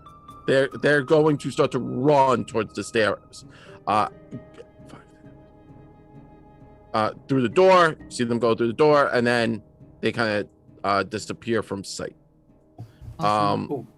You then can hear through the hole in the floor muffled yelling. As you're assuming they're going down and away. As they hit the staircase, the cultists, they can hear from upstairs just this.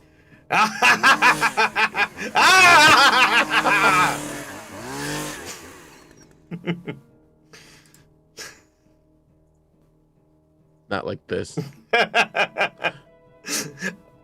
I also love that this is a group of like murderers and killers, and I've gone all freaking Leatherface on them. The cultist has opted not to be here anymore. Next up is the cultist up on the stairs next to Kalodi, and they're gonna just kind of take a few steps back. Where are you going? And pull out a crossbow and fire it at you, Kalodi. And they do it poorly. As it sort of flies at him and sort of hits the wood and just sort of falls off, Kalodi looks up and says, "Oh, I wouldn't have done that. No, sir."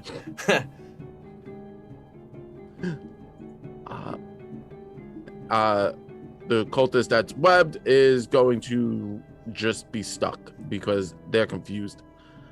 Downstairs, you can hear Rain. You hear a bunch of like yelling and confusion, and you can now see there are definitely cultists down there. If you look through your hole, and you can see them helping William up off the floor, as finally he is getting up off the floor after getting pushed through the ground.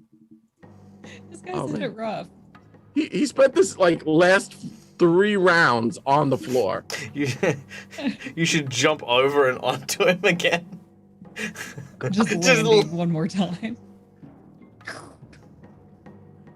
So as the cultists kind of help him up, William says, "Oh, we gotta go upstairs. Everyone, better get upstairs." And now it's Kalodi Marvolo. What would the two of you like to do? All right. Well, Malvolo is going to heed the words of Nexon and move backwards. Mm-hmm. I'm going to just do something for my own sake, just for hilarity's sake.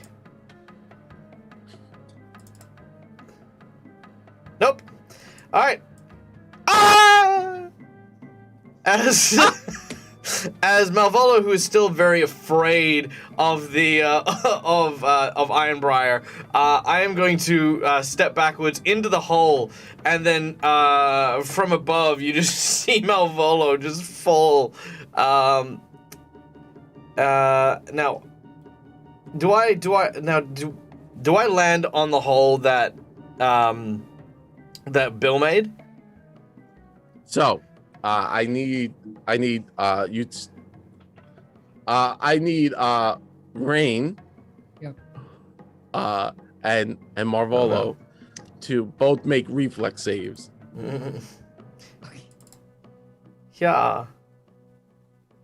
Okay. Yeah. Okay. 19. Marvolo, because you did so well, you got a 25, which is amazing. You kind of fall, and as Rain is firing the web from her wrist, Spider-Man style, Marvolo falls into your arms as you're holding your arms out, and he's like Lady you Rain, scoop you them have up. saved me. No, I'm sorry. No. This is too far. Don't drop me. Actually, you know what? I do want to do that just real quick. He was trying to joke, but I imagine Rain would then just like reflexively like be like, would drop you. In a heartbeat. Heartbeat. Instant regret. You are going through the next hole in the ground. And now I need someone. You know what? Nexon, why don't you pick high or low? Just say high or low. Hi. Okay. 40, which is low. As Marvolo catches and gets caught into the arms of Rain, and Rain catches him, right? And all of a sudden, Rain looks down and she could see and hear the splintering as the two of them collapse through the hole that she created, pushing William through.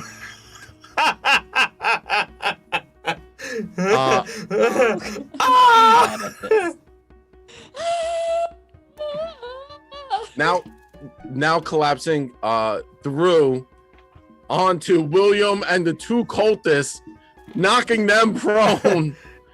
Knocking everyone prone. I need Marvolo and Rain to both roll a d10 worth of collapsing fall damage onto everyone. Oh.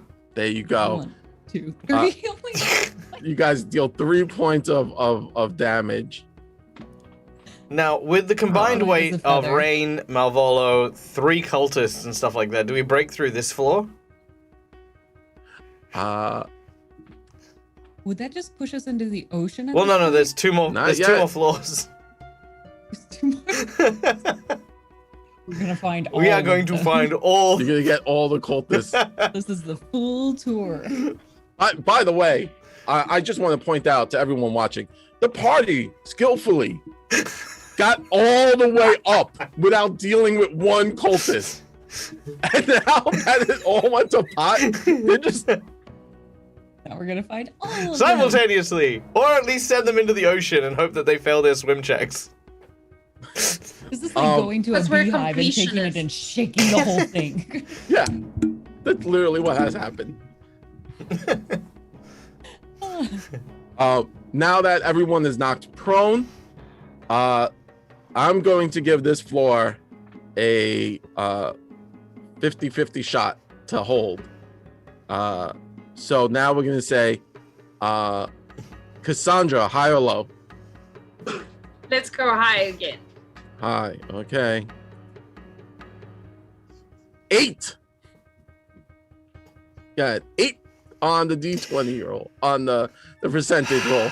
I feel percentile do not get used enough. And as everyone collapses onto this, there is audible, as you are now all at the top, you can hear this audible collapsing and yelping as more people collapse down another floor level. Finally landing on those carts that everyone saw when you came in. Remember those carts that we all dealt with very quickly. So everyone yes. lands. Do we have a reservation for a party of 5? Yeah. Oh man, you guys smash into the ground, into the cart. I'm going to roll 2d10s. Only because everyone is now taking damage, as this was collectively just falling. Listen, I'm just saying they need to install an elevator. This was not very accessible friendly. I'm helping them out. I've chosen the location right in the middle, easy point. So, just to be that guy. So, 4 cultists, Rain, Malvolo, and a wagon. No, I'm joking. Stop. Set up for a really bad joke. Okay, so 15 here. And sadly, ever so sadly, I'm sad by it.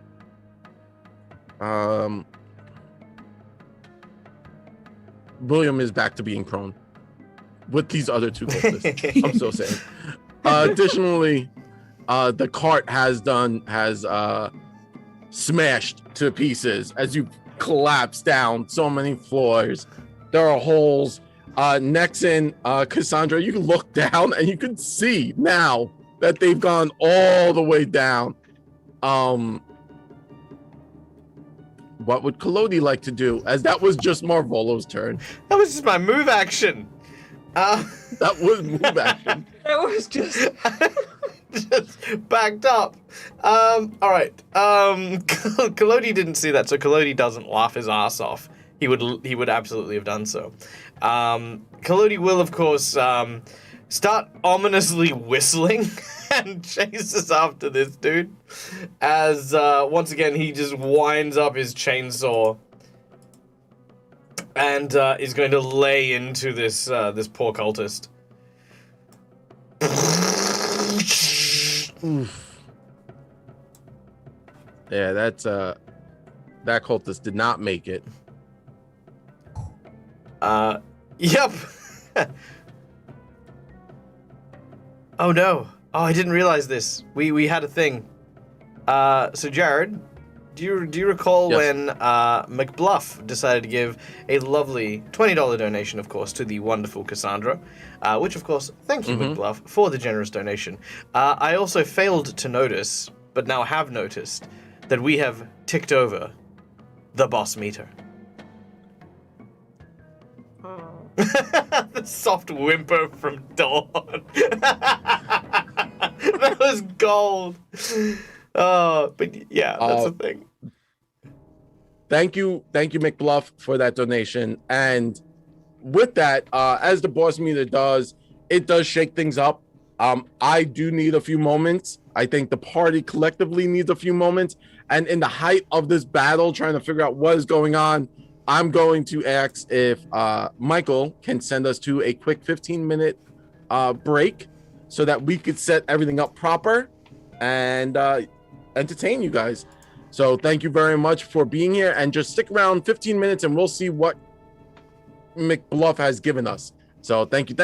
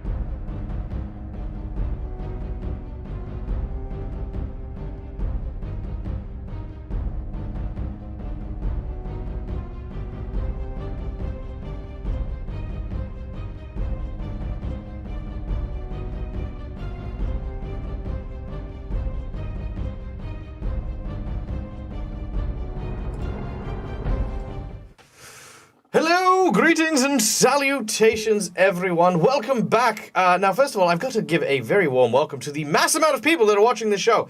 Thank you guys so much. First of all, hi. I'm fairly sure I don't know all of you, and if I don't, allow me to introduce myself. My name is Michael. I'm the Dead Aussie Gamer. This is my place. This is my face, and we do a bunch of role-playing games here throughout the week. Sometimes I invite some of my gorgeous and talented streamer friends onto my channel to come and hang out. These wonderful people, for example, one of the most amazing performers that I've ever had the pleasure of having on the channel, and we are playing through Rise of the Runelords. The history of Rise of the Runelords is that it is one of the very first Pathfinder adventure paths from Paizo for Pathfinder 1st Edition. Well, Jared and I sat down and we decided that rather than doing this in Pathfinder 1st Edition, we would bring it to the forefront and make Pathfinder 2nd Edition a version of Rise of the Runelords so that we could play it, enjoy it, and get to try out some of the cool new stuff as it comes out from Paizo. But we didn't stop there. There are actually 3 major adventures that are tied to Rise of the Runelords called the Trilogy of the Runelords, and we have every intention of going through them bit by bit, bit by bit. So yeah, we've been doing that for the last, for a while now. At least a good, I want to say 30 weeks plus. All of the shows are available on the Dead Aussie Gamer live channel. Now, it's a small channel, basically because it's just where VODs live. So if you want to go check out the other episodes and stuff and see, and even meet one of our fondly but not forgotten players, that is, of course, Krut, played by the delightful Eddie. He was in Season 1, so you can go check out Eddie and see all the cool adventures that we had in that first part. We are now in Book 2 as we are diving into this adventure out of 6. So yeah, we're doing pretty all right. Joining us, of course, are our wonderful group of amazingly colorful characters, and I'll let the others tell you a little bit about their characters, so that you guys can get familiar with who you're dealing with and who's here. I'll jump in and go first. Hi, I'm Dawn. I play Nixon, who's the gnome Stitch Witch of the party. She uses little trinkets and sewing things to cast her magic. I am Becca Godsey, also Caustic Phoenix here on Twitch. I play Rain, or Alcise, which is a made-up species called a moose, basically. Because why not play? You get to make up so much in this game, so why not make up a cool character? I wanted to be a moose in my alternate life. If I'm reincarnated as an animal, I choose a moose. They are terrifying and large and awesome and kind of fuzzy and have big brown eyes, and their babies have the awkward legs, but not awkward like a giraffe sort of way. Like, it's that perfect balance. That's the life I choose. And I'm Carla, and I play Kaz, a halfling oracle of bones. That means I am cursed with a strange curse of necromancy, and I am also a necromancer. But we only use them for farming, so like good necromancy. And I play the character of Malvolo, who is a germophobic inventor and puppet maker. He is a very lazy, very cowardly, very unwilling person. But apart from his inventing, he is also the makeshift medical doctor of the group, the healer, as he knows how to put things together and take them apart. And he's got an invention that has a very, very strong personality and a life of its own, and that is, of course, Kolodi, who is a brash, quick-talking nuisance who causes destruction, chaos, and mayhem pretty much everywhere he goes around. He is equipped with a pair of chainsaws on his arm, because that's what inventors get. So he has electric chainsaws, which, of course, actually, the electric part came courtesy of our lovely audience, because one thing that we do on the Dead Aussie Gamer channel is we invite you guys in the audience to be a part of the game. So there are donations, there are channel points, there's a whole bunch of other really, really cool and wonderful things you can do. And, of course, the players and the GM are active in chat. So you guys can actually talk to us right now, live, directly. Do it. And, of course, Jared, who is very, very hastily putting together the boss battle, is a wonderful performer from the Nothing Ventured, Nothing Game podcast and now Twitch channel, where they play a ton of Pathfinder 2nd Edition stuff. Like I run tons of games, but when it comes to Pathfinder 2nd Edition, Jared is the man. He is definitely all over that particular game.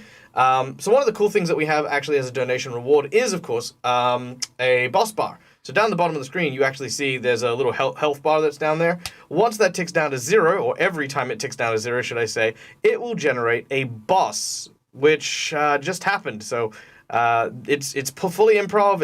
It's live. It's happening now. You know, it's not something we've prepared earlier. So Jared, if you're ready. All right, let's take us back to the boss battle. Another quick shout out for our very special sponsors, Fantasy Grounds, which is our virtual tabletop of choice, Hero Forge for all of the pretty artworks that you are seeing on the screen here, and of course Sirenscape for them sick tunes, yo! Do be sure to go check out all those sponsors as well. All right, without any further ado, let's get this on. Thank you very much, Michael. And like Michael did just say, we are in the middle of a boss battle. But what boss battle? The round had just ended, how crazy could things get? Well, the party did just collapse through a number of floors thanks to Marvolo. And Just Malvolo. Just his fault. Just specifically Marvolo. As the party lays on the ground, kind of collecting themselves, we shift all the way back up to the top floor where there's Nexon, Cassandra, and Collodi, and footsteps start to shake the ground. Stepping out from the darkness is a man that you once saw, the cult leader, covered in beautiful robes, an elf, now hideous and transformed. As Nexon and Cassandra, you both did sense this other presence there. Now you see the true presence. This monstrous man has transformed into a creature. If you recall, way back in the day, you fought the Sin Spawn, where they had that mouth similar to the Predator. Well, this creature looks like that, except its back half is almost like a locust, a cicada. Its top half is that of a man, and its face is that hideous creature. It has multiple eyes coming off of it, and in its forehead glows the rune of greed. It steps out and looks at you, Cassandra, and says, I told you she believed in me. Now, you will believe in us too. And it's going to spit poison at you, Cassandra, as you are right next to it. So it shoots out like it's this tongue, and it fires out, and it reaches and rages and fires into you, and it hits you.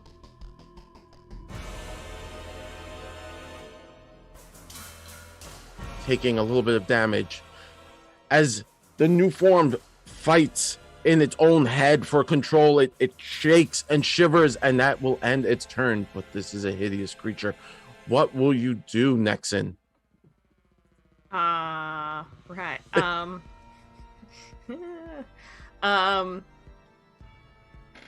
I'm going to try casting Daze, so I'm gonna shout out hold your horses. Sadly, as the creature, normally Daze works, right? But now that this being seems to be of two minds, you reach out with your magic, and you could feel that you're like, it's like you got a person on hold and a live call, and they're switching between each other. Right. All right. I'm gonna pull off one of the beads from the necklace on my neck, and I'm gonna try and throw it into like the far corner of the room to try and keep Cassandra out of it. But it's gonna be one of the last of the small the 46 fireballs. Necklace Sure. of fireballs. So firing it, tossing it like behind and into the office, it explodes out, and the creature needs to make a save, I believe. Yeah. Well, what's the reflex save on that one? I don't have. Doesn't list it on the item. Oh, yes, not- it does. 21. 21. Not a problem. Let's make a reflex save. So as it explodes out, the creature gets tossed forward, lunging forward, stumbling. Roll damage, Nexon. I actually rolled it before the. Oh, I apologize. My mistake. That's Oh, 17. So basic reflex. It failed, so it will take 21 you said, right? Yeah. All right, so it takes half. So that's not bad.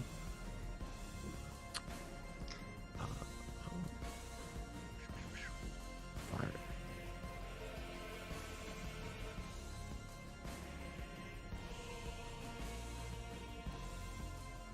Anything else you have?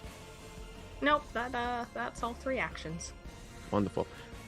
As the fire starts to rage and engulf behind the creature, you can now hear screaming and moaning from the faces that were on the wall. And the fire is now catching all the wood and the sawdust around. William goes, "Yay, William, you're doing it." So as William is collapsing on the floor, trying to maneuver around, he's going to spend 3 actions just to crawl away from rain as he lives in terror of rain. You can't get away from me. I'm not that evil. No, that's not my voice. So William kind of crawls away from you. Attack of opportunity! Cassandra. Sorry. No, I don't have any weapon. No, If you I'm have joking. I attacks don't of have any opportunity- weapons. I'm just teasing. I'm helpless. Seriously. I just whimper. That's my special power. There we go. Cassandra, what would you like to do? Okay, because it's what my character would do, and I saw the faces. Like, I can't just like let them burn to re-death. Mhm. So can I use disrupt undead or my spirit sense to try and let them free before they have to like burn? Yes, you may do that. Okay. Which one would I need to? Spirit sense. Okay, cool. Because that takes 2 actions, so I will do that. And then with my final action, I am just going to raise my shield. Woo! Like, whee!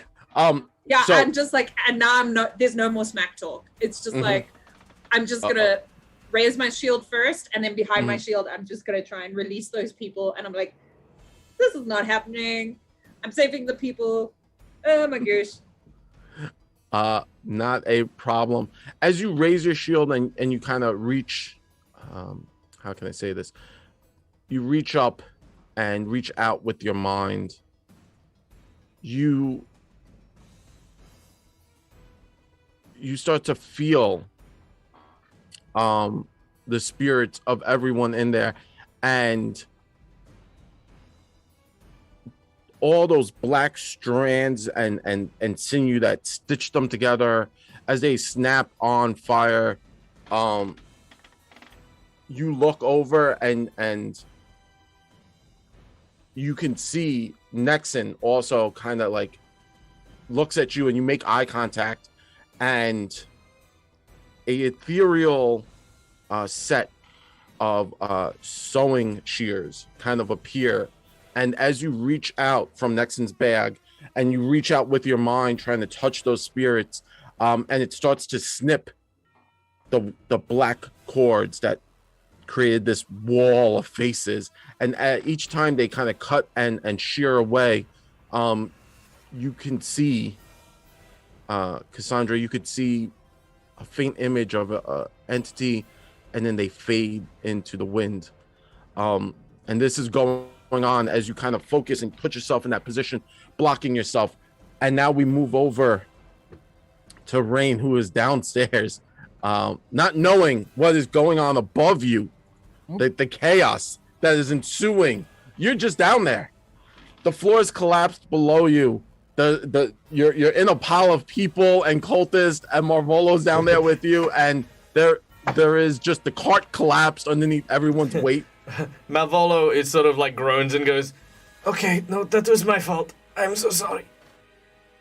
No, we've got this. And I see William crawling away and starting to get up. And I want that curse of William to stay. I want to try to pick up one of these cultists and yeet them at William.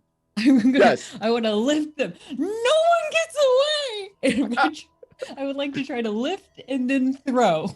Yes.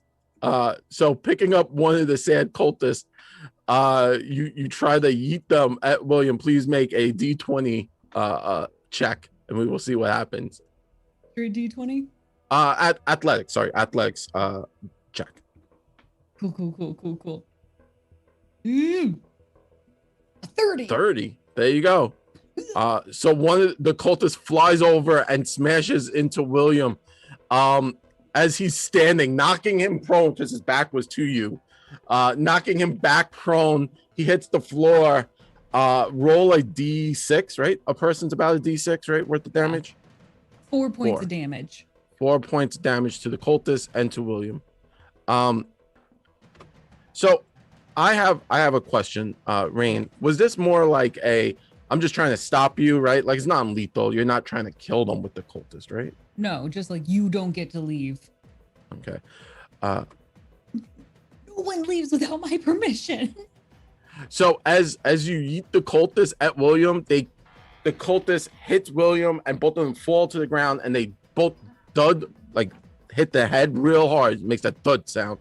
And they stop moving. They are still breathing because it's non-lethal, but they are both unconscious and technically out the fight because you did enough damage to their hit points. Perfect. I have, I think, one move left. Yeah, you could stand up and... I turn around to the remaining cultists. Uh-huh. You don't want to go anywhere, right? Does it seem to agree? If not, I will have to do something. The cultist looks at you, seeing that you just literally fell through a floor, picked up another cultist and yeeted them, picks their hands up and just starts to shake their head like no, like they're stunned. Like I would like to then put my hand on their shoulder, like, perfect. You're one of our friends now. This is a new beginning for you. Congratulations and welcome to the Hero Club. I'm assuming this is the one that called me out earlier. We're like, I've seen them before. They're heroes of Sandpoint. Perfect. You're now one of us. You got those crazy moose eyes, and they're like, Shake my hand. They like shake your hand gently. It's like one of those like loose grip shakes. I've got a beastly handshake. You are now part of the Heroes Club. They're like, they look at you and they go, do I get a ring? We can look into finding something very personalized for you. Yes. As long as you stay by our side. And then they give you like they go like, yes, get a ring. I was only in this cult for the rings. I mean, they were beautiful. You know this, but you had to go higher up. You know this man likely has murdered a bunch of people. Depending on whose story you're telling, we have also murdered a bunch of individuals. They may have been goblins, but they did have lives. Look, I am skilled at many things, but I can honestly say that I feel as though I have killed absolutely nothing. If ever. The worst thing I did was I nailed a ghoul to the ground with literal nails. That's it. It's the worst I've done. That is pretty horrific for most average people. Also, remember, we're all about turning new pages. Redemption is allowed. And I'm not going to allow you to do anything else to this poor new friend of ours. And I'm going to like now hug them close, kind of smack them right into my armpit a little bit. This is how you ended up with the dog, isn't it? Yes, it is. All right. This is how I make friends. by force. This is my happy place. That the cultist next to you just kind of like looks around and is like, so what are we doing? And the cultist kind of bends down and tries to lift Marvolo up, like get Marvolo from the prone position. Do you accept their aid, Marvolo? Sorry, where is he? An extended hand. Okay. Sorry, I'm a little distracted, which I'm fairly sure that chat knows very well. We have just received a inordinate amount of gifted subs. We had 20 given out by Calindria. We had Met Brecker resubscribing. We had another 5 given out. We've had 10 given out by in total. 5 by Captain Malik, 5 by Eric. Eric, you know who you are. Chu, he, him, level 3. So thank you guys for those massive sub donations. We are now on a level 5 hype train at 277% in like the time it took for me to blink. So thank you guys. You guys, incredible and awesome, and I love each and every one of you. You guys, yeah. Cool, well done. Okay. It's my turn, isn't it? I'm doing stuff. Okay. These poor guys. All right, so around the corner, these 2 cultists who are walking up the stairs with bravery in their heart are greeted by the sight of what appears to be a blood-soaked marionette brandishing a chainsaw covered in blood and bits of cultist. He turns and looks at them. What's their reaction as he does so? As you kind of turn the corner, as they were rushing up the stairs, right? They were told go upstairs. They saw people collapse. Their last thought was go upstairs, take on whatever's happening. They're running upstairs. Collodi just turns the corner, I imagine, with chainsaw hand, and then just the first guy stops, and the second one almost topples upwards over them, and then they're just looking at, and then the one cultist goes other way. This is not worth it. Oh man. Okay, so can I say that we're seeing that? Can I hear the sounds of the big bug insect boss monster that's attacking the others? Yes, I'm pretty sure there was an audible yelp by Cassandra and Dawn. Nexon as the creature probably came out of the darkness. So Collodi will just move a little bit to get to there just to see them, and then he'll just kind of look at them and go, boo!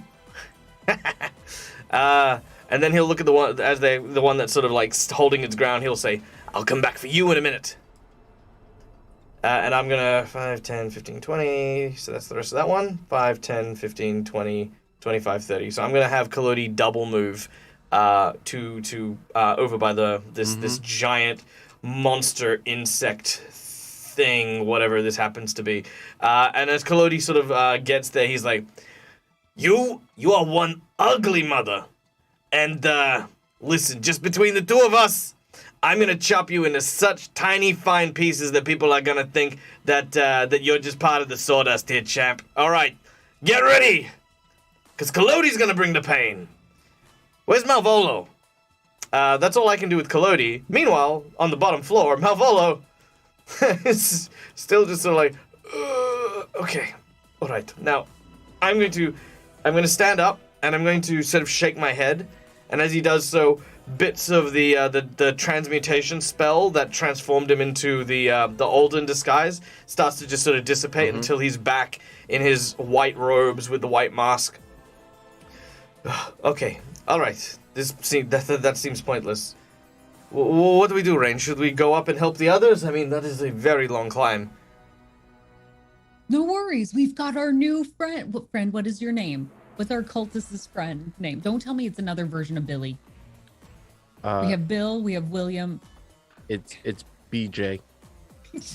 What does the B? I'm going to get out of the wagon at that point.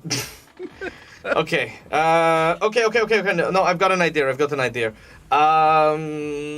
Rain, I just need you to help me pull this. No, Billy, you get out. Get out here right now. Billy, over here. Sure. Oh, yep. Got it. BJ. BJ, whatever. Whoever your name is. Grab the back of the wagon. I'm going to basically start to use my craft check. And because I have Quickened Craft and Master Crafter, what I want to do in a single action is I want to remove the axle from the back wheel. And I want to basically create effectively a seesaw with the other wheel being the fulcrum point.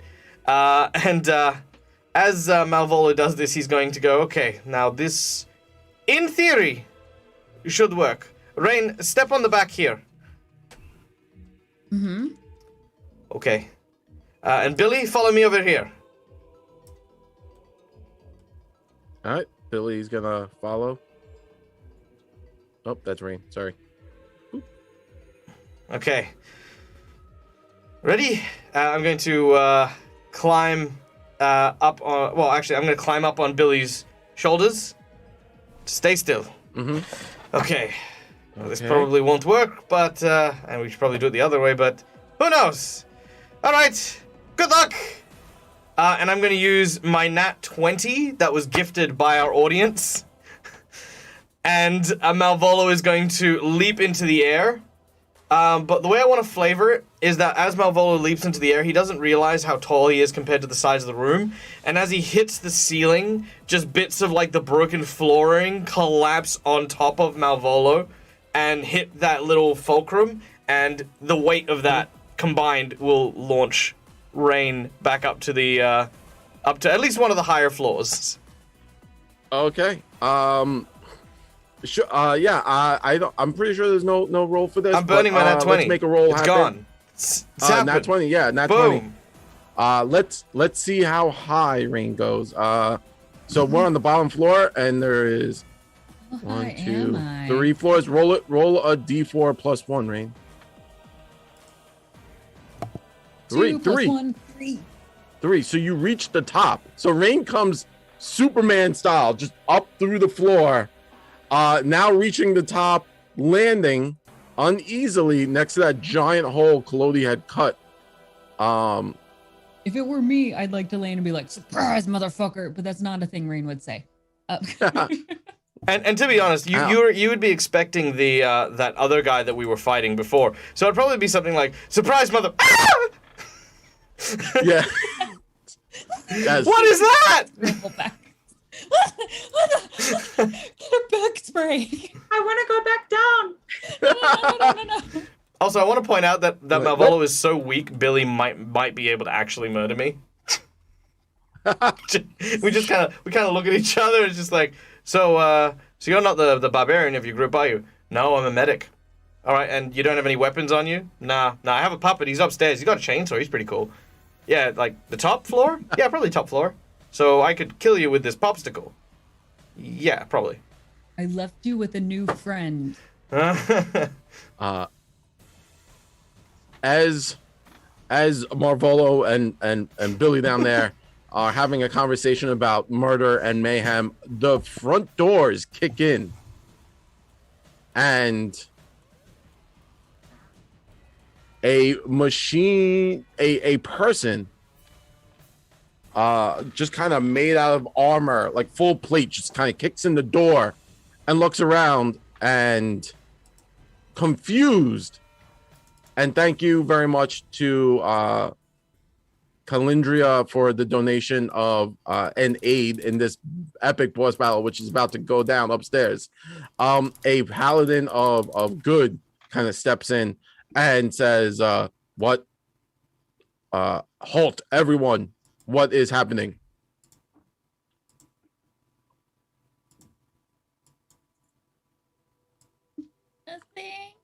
Nothing. Well, okay. So, sir, you're not going to believe this, but We were there being accused of murdering people back in the town of Sandpoint. What has actually happened, however, is there's a series of cultists who have tried to murder people for a long, long time under the service of a person named Zaneshta. These people are called the Seven Brothers, and they all operate here out of the sawmill. We discovered this because they had murdered our friend Alden Foxglove and turned him into a ghoul. However, he did murder his wife, so he wasn't all that good, but still, he was still our friend, so we decided that we would come here to avenge him disguised as Alden Foxglove. But we learned that they had some shapeshifters who had been working for them, trying to ambush people. We got ambushed by these shapeshifters, but found that they were operating here, as I mentioned, in the sawmill. They are run by this person, big elf man, very, very scary. He collects faces. He's upstairs. All of us have come here in order to try and clear our names, kill some cultists, and we have so far managed to knock out these guys, and this guy's name is BJ.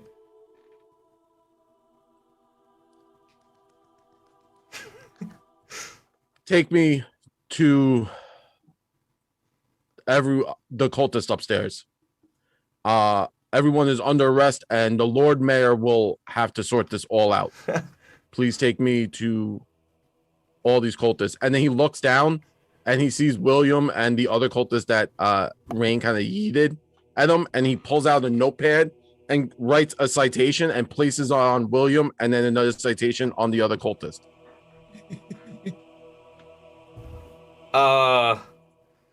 Sure, officer. Right this way.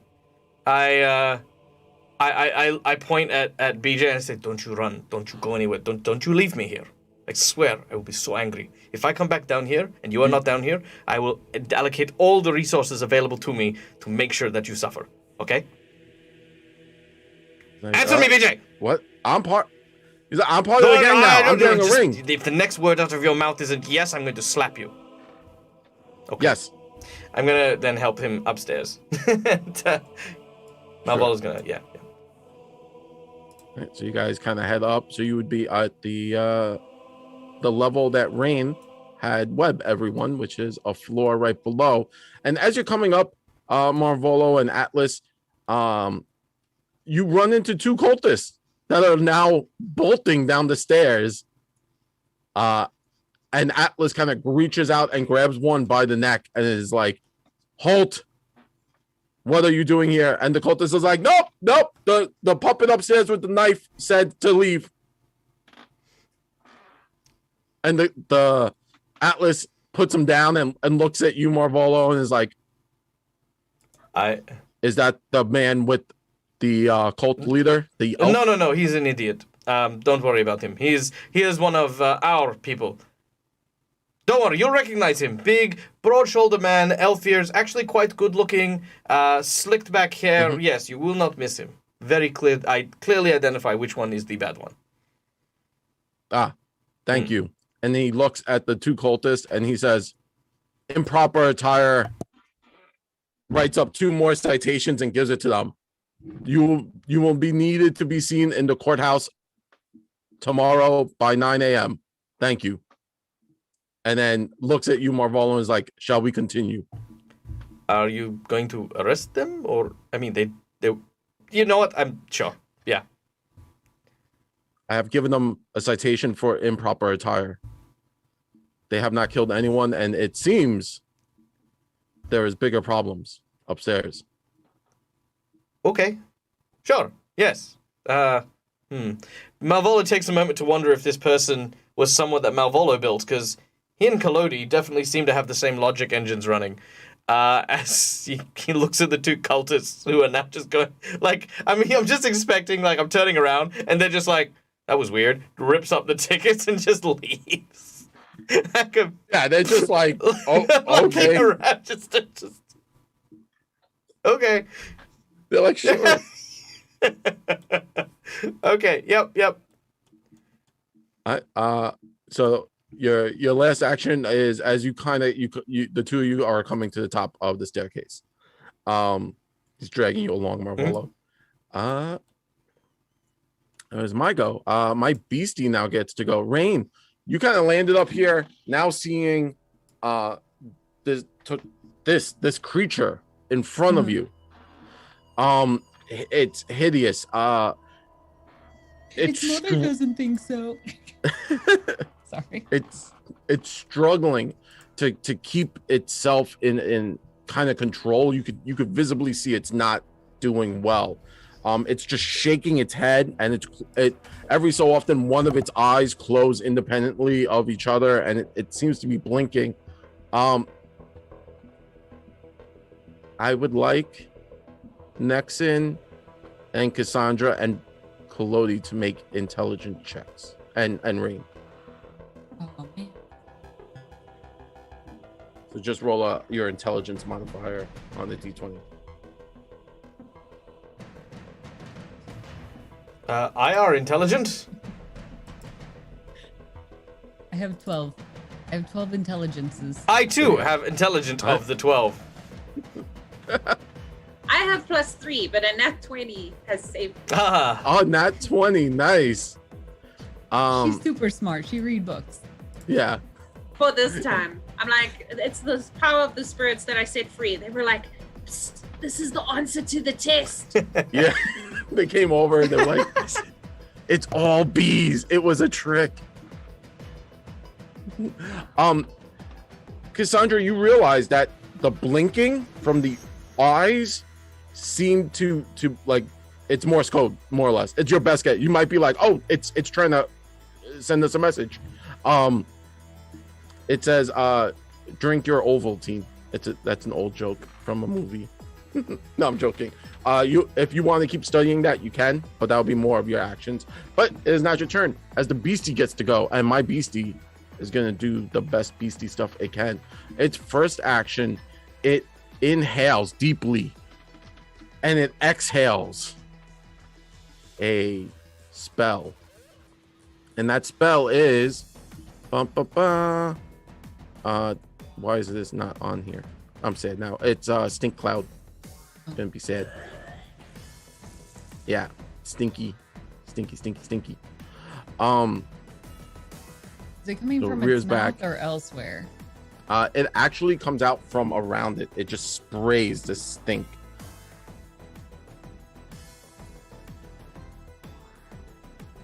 Yeah. So with the stink cloud, it's 20 feet. So it's a burst, 20-foot burst, right? So it gets everyone. It's obscuring, so it gives the concealed condition, and every creature in the area needs to make a fortitude save. And I will tell you the DC of this creature. It's just looking for the DC real quick. Stink cloud times 3.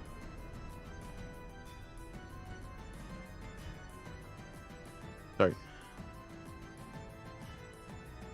30. What do we have to roll again? Fortitude. Oh no. Oh no. Can I use halfling luck and reroll my save? Yes. Okay, let's hope it. I'm sorry. It's 29. I apologize. Oh, okay. That's so much Okay. more easy to get to. Nat 20. Oh. Yay. Hey, there you go. Nat 20. Nexon's like, oh, just real quick. I fail with that 25. That's fine. And the double, that extra check, Cassandra, makes you a success. So that's very useful. The nice thing is Kolodi doesn't have to, because Kolodi is a construct. Constructs don't breathe. So I'm yeah, saying, yeah, that's right. I'm All having you that. humans and your lungs. all right. So everyone who failed is sickened 1. So that is just Rain, and you're slowed 1 also because you're in the cloud. So what slowed does is it says, hey, you remember how you have 3 actions? Mhm. You only have 1 now. You only have 2. 2 actions. Got it. Yeah. 2 actions. Bummer. I have a clutching my pearl sort of moment. Yeah. Ghastly scent. How rude. Stinky. Yeah, it's rude. Gross. So let me sorry. And with its last action is going to look at Kolodi, and it's going to claw you because it's a single action. Oh! That is a critical hit on Kolodi. Ah! Is that all you got? Is that all you got? Your grandma was a woodpecker. Like that. That's the best kind of insult a puppet can give to someone. Ow! Oh, I have 11 hit points left. That is a boss crit right there. All right. And as always, when we land a critical hit, once per combat, you get to decide 1 to 5. What are we going with? I will take 5. All right, here we go. 1, 2, 3, 4, and 5. It is a slashing, piercing, or bludgeoning. This is a slashing. It's a like a claw. Oh, right? good. The claw reaches out towards Collodi's wooden body, and as it does so, it digs deep into his center mass, rupturing his abdominal cavity, rending it, dealing triple damage instead of double. As Collodi is cut clean in half. That's just another 2d10, so it's not that bad. What? Well, it's 2d10 plus the strength. So 3, 4, 5. 5 plus 6. So 5. Sorry, 11. 11 more points. He goes down! As Collodi Ooh. falls into two halves, he goes, damn! Nexon, he got me! I can't feel my legs! I can't feel my... Oh, wait, no, there they are. I'm gonna grab my legs and just hold them. And that is my beastie's turn, which I believe that's the first time I downed actually, someone. sorry, real quick, we did have a question from chat, which could save me, maybe. Tillers has asked the question, can we use channel points to force rerolls? The answer to that is a resounding yes. Yes, you may, but only if you do so in the next, say, however long it takes for me to explain this rule. Because channel points, as you well know, you can find at the bottom of your screen there, under the little dag-dollary-do thing, and have a bunch of rewards. Yes! Somebody. Reroll your crit! Wow, everyone's just hard on the rerolls. All right. So I'm rolling to hit Yeah. again. Got it. Just double checking. All right, let me get my beastie out. We just get like a small rewind moment and you see Collodi slowly being pieced back together. I think that's terribly creepy. That'd be like the worst. I would never want to see it. I'd be like, nope. All right, let me see. Oh. Bong, Clody. God damn it! But I've got another reroll. Reroll it again. One more reroll. We'll get that one. Come on, buddies. Oh! It's getting more. It's just getting worse. Well, you know what? Thank you, guys. Thank you to my audience. Please stop. I mean, I appreciate the rerolls, but I feel like it could just get worse from here. No. We have one more. You can keep going. One more reroll. Okay, There one we more. go. One We'll more. get that nat We'll leave 20. we'll leave it at a max of 3 rerolls. That's it. There we go. The slow increase from 9 to 16 to 17. I'm just hoping for that nat 20. Let's see what happens. Yes! You guys are lucky you didn't ask. Oh wait, no, there was that reroll. There was another reroll. It was a third reroll. That was it. All right. So, thank you, McBluff. Don't worry, I love you nonetheless. I mean, look, because we went through so many, and because I feel like it's warranted, we're gonna do another crit card on this one. But this crit card is gonna apply to the next target of the attack, because I feel like I got crit 4 times in a row. And there's just, at some point, you gotta weigh it up. You gotta be like, yep, nope, I'll weigh that on the chin. All right, so here we go. Pick 1 to 5. Well, 1. We'll All go right, 1. here we go. Nice and easy. Weapon strike. The next attack will not only deal damage to the target, but also to the item that they're carrying as well. Nice. All right. So yeah, Collodi has been ripped clean in half. Not like, yeah, this, I mean, like, I wouldn't even say clean in half. I would say that his entire abdomen from the claw attack has been splintered. and yeah, just flew into like 100 pieces. So he's got head and legs. That's it. That was a lot of fun. I probably wasted all my good rolls on that, but it's Nexon's go. Nexon's got this. Yeah, Nexon sees all that happen. Well, shit. I don't know what to do. I completely changed my plan. Yeah, I'm gonna try. She's gonna undo one of her charms and just say, I think you're gonna be undone by electricity, and I will cast Seal Fate, and it succeeded, so oh, but it's just a regular success. It's not a critical success. Yeah, so it gains weakness 2 to electric damage until the end of my next turn. Well, Awesome. okay. And I don't have enough actions to do that. So, yeah, I'm gonna pull out some more of Nyx's webbing and snap up the spiderweb shield. Yep. That beautiful shield appears around you, giving you like protection. Yeah, so it has weakness 2, which is awesome. So for those of you who don't know, weakness basically says it gets added onto all the damage. And it's Cassandra's turn. What would you like to do, Cassandra? To decipher the Morse code, how long would that take? How many actions?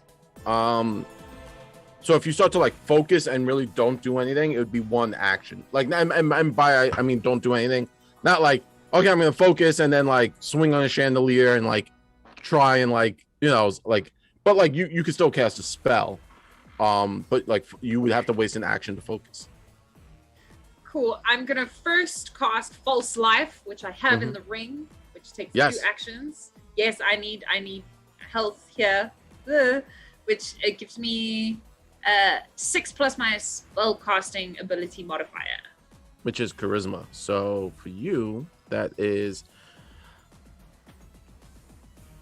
11 points of temporary hit points. Nice. And then I'm gonna focus.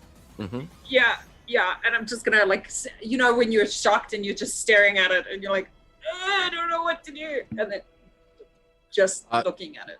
Yeah. So as you're trying to like figure out what it's saying, the first few words that come to easily, you know, as you're trying to take it all in, hiding behind your shield, trying to take all of this in, the first few words it seems to either say help or like help. It keeps saying help. Like there's something else in there trying to get out.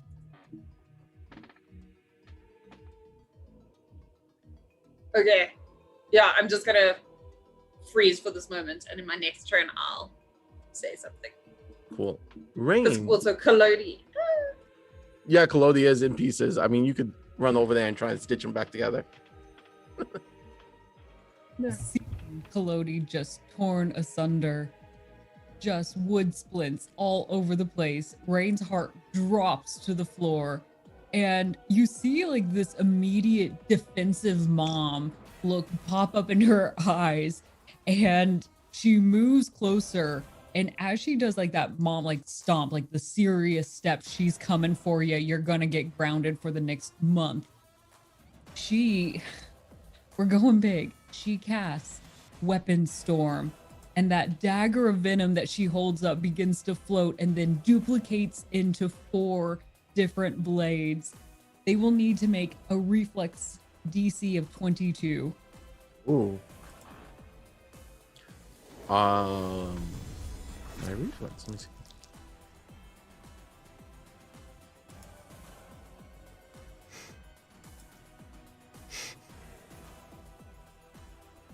Oh, I clicked on the wrong person. Oops, my bad.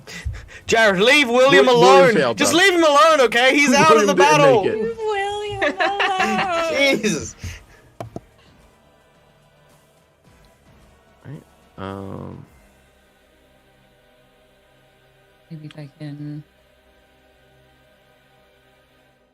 Sorry, that was a 3 plus so 21 or Okay. whatever, 16, 17, 18, 19. 19. 21 was the DC. Yeah, but they rolled a 19, so they failed. Okay, failure. So it will take full damage then. Mhm. All right, so these blades come at it. It will take all 4 of those hits then. And what I want this to look like is essentially these 4. I'm moving close so it does not hit Cassandra, and I want Mhm. these to pin him against that door. So it's Kind like of pin him like a into the bug door. collection that you Yeah. have that you save in a tiny glass box. I'm Sure. starting my own bug collection now. Yep. So how much damage does that do as you start to try and pin him to the wall? It will take that damage 4 times. So I'm going to roll the 1d4 plus 4 on each of those. Yep. Here's 1, 2, Nice. 3, 4. Nice. Not bad. Even that one wasn't terrible. Yeah. Okay. Good. So 7, 8, 8, 5. Math it up, and it's a nice number. Yes. I'm not mathing it up though. We're just assuming the math is nice. So as those daggers kind of start to pin him to the door behind him, you could see this creature is writhing in rage, agony. You're not sure, but as these daggers kind of go through the carapace, the skin, it starts to stink very bad. Like the goo coming out of those wounds just reeks of rotten, and yeah, really bad. Worse than the ghouls that you dealt with. Cool. Sorry, just going through all the cultists. Oh, BJ left. Freaking Damn you, BJ. Peter! I blame Marvolo. Never get his ring now. Yeah. He's never gonna get his ring. And we don't even know what he looks like. Collodi Marvolo, what would you two like to do? Really? Just like that, huh? Just gonna Yes. do me like that? It's like, what does Collodi and Malvolo want to do? Huh? Yeah. For shame. Shame on you, Jared. Shame Well, on me. what does my guy who relies on his invention do? Well, I'm gonna go. So, this is the floor, Mr. Paladin. Let me just show you right this way. There is something incredibly dangerous right over. Oh my God!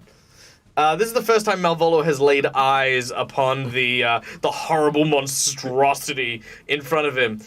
He sees Rain has kind of pinned it up against the wall, and he's like, "Yep, Mr. Paladin, right that way. Yep, big scary bad thing. What was in this room, by the way? The one that I'm adjacent to." Oh, it was like a workroom. There was a workbench with a few like tools, like actually carpentry tools. If only we had a carpenter. It's a lumber mill where that's Okay. their shtick. So All right, I'm going to plot twist this by using my hero point to petition the GM. I would Yes. like to craft a mini Collodi.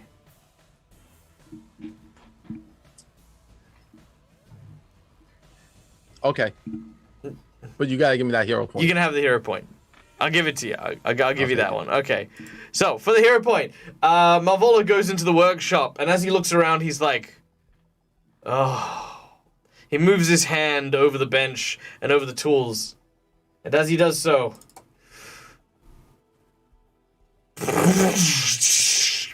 and I'm going to begin just putting together and piecing a very tiny version of Kalodi. I'll have him for the next round, but for now, that is what I'll dedicate my actions to doing. Thank you very much. Top of the round, Atlas goes. As Atlas follows Marvolo, he sees Marvolo go into the room, sees Marvolo starts to whittle and build, and he goes, writes a citation and leaves it to you, Lithering. And then steps around the corner and sees the horror in front of him and says, halt in the name of the Lord Mayor. What is going on here? Point to the other guy.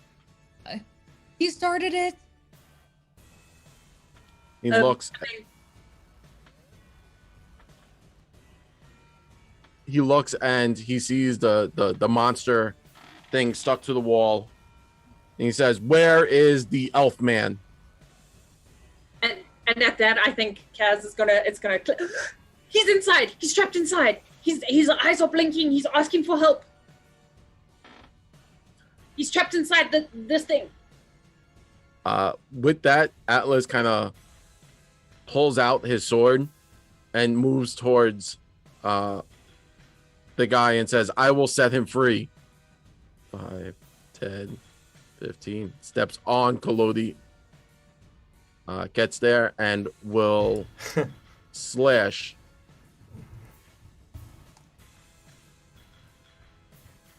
Oh, and misses. Wow, he has a plus 18 and missed. That is irrational. And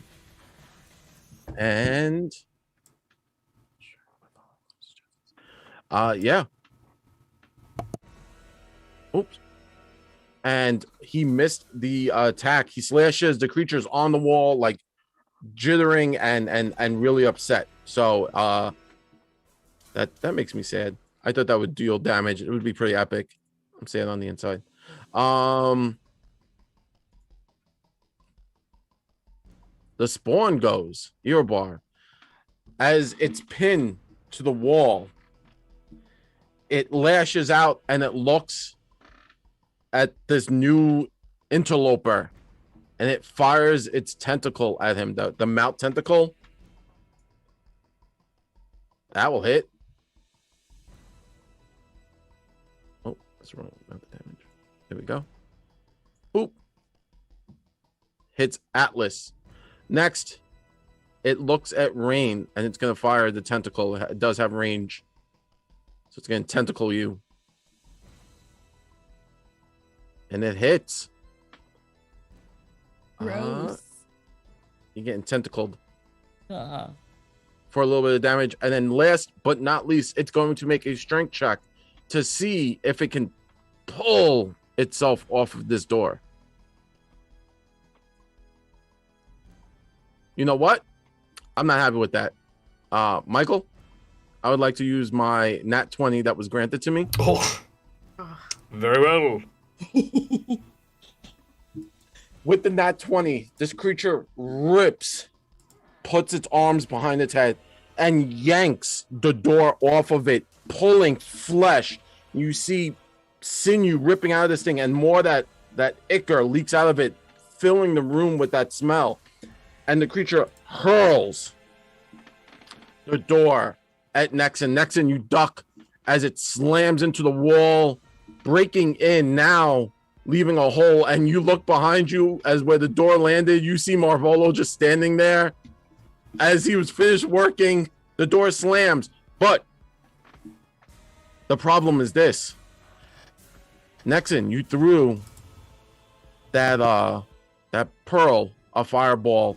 And in there in the office, it did catch fire. All the, it was kind of filling with flames. And now the fire rages behind him, coming out, starts to lick the floors. And you could see it was getting deprived of oxygen. And now it has all it wants. And now there's fire everywhere behind this creature. Nexon, what would you like to do? Right. I'm going to continue with my plan and shuffle my feet and kind of just very meekly point my finger at it, and I will try and electric arc it. Probably not. Alright, you hit. Success, so Yeah. but it damage. does have the weakness 2 to Yep. electricity till the end of my turn. So 9 plus 2. So let's add another 2 onto that. Bang. So you can see as the lightning hits it, the lightning finds all those gnarly cuts and like jumps into its body. And as it takes it again, it clicks its head and its mandibles start clicking in rage. I'm just gonna kind of look over at Cass and just. I still think fate's on our side, and I will give her a nudge, Fate. Nice. Next up, it is Cassandra. What would you like to do? Okay, so I don't have like any more spirit sense, which I would have thought would have worked for this. But can I roll? Is this possible? Because it is a spell, but I don't have it on my spell list. Or Okay. I don't know. Okay, I would like to see if can I roll occultism to like see if I can use one of my other spells or something to pull the other person out or to help the other person. Yeah. Okay, I like where you're going with this, and I'm going to say, if you give me your hero point, I will say yes. Okay, you can have it. Thank you. I will take that hero point. I appreciate that. Thank you very much. So what spell would you like?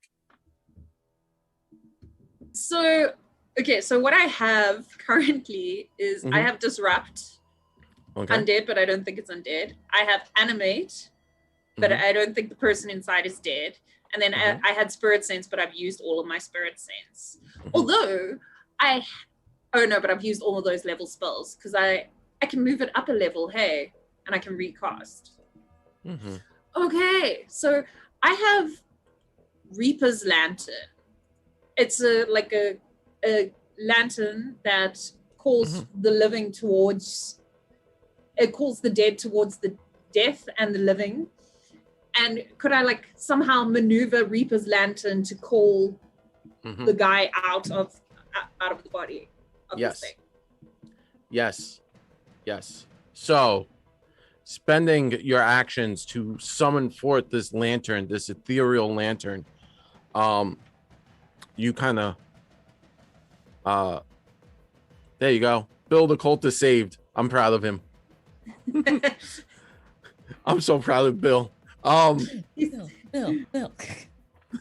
You create this lantern out of ethereal energy, and you know what must be done. You kind of know that you're trying to summon this spirit or separate him from this entity.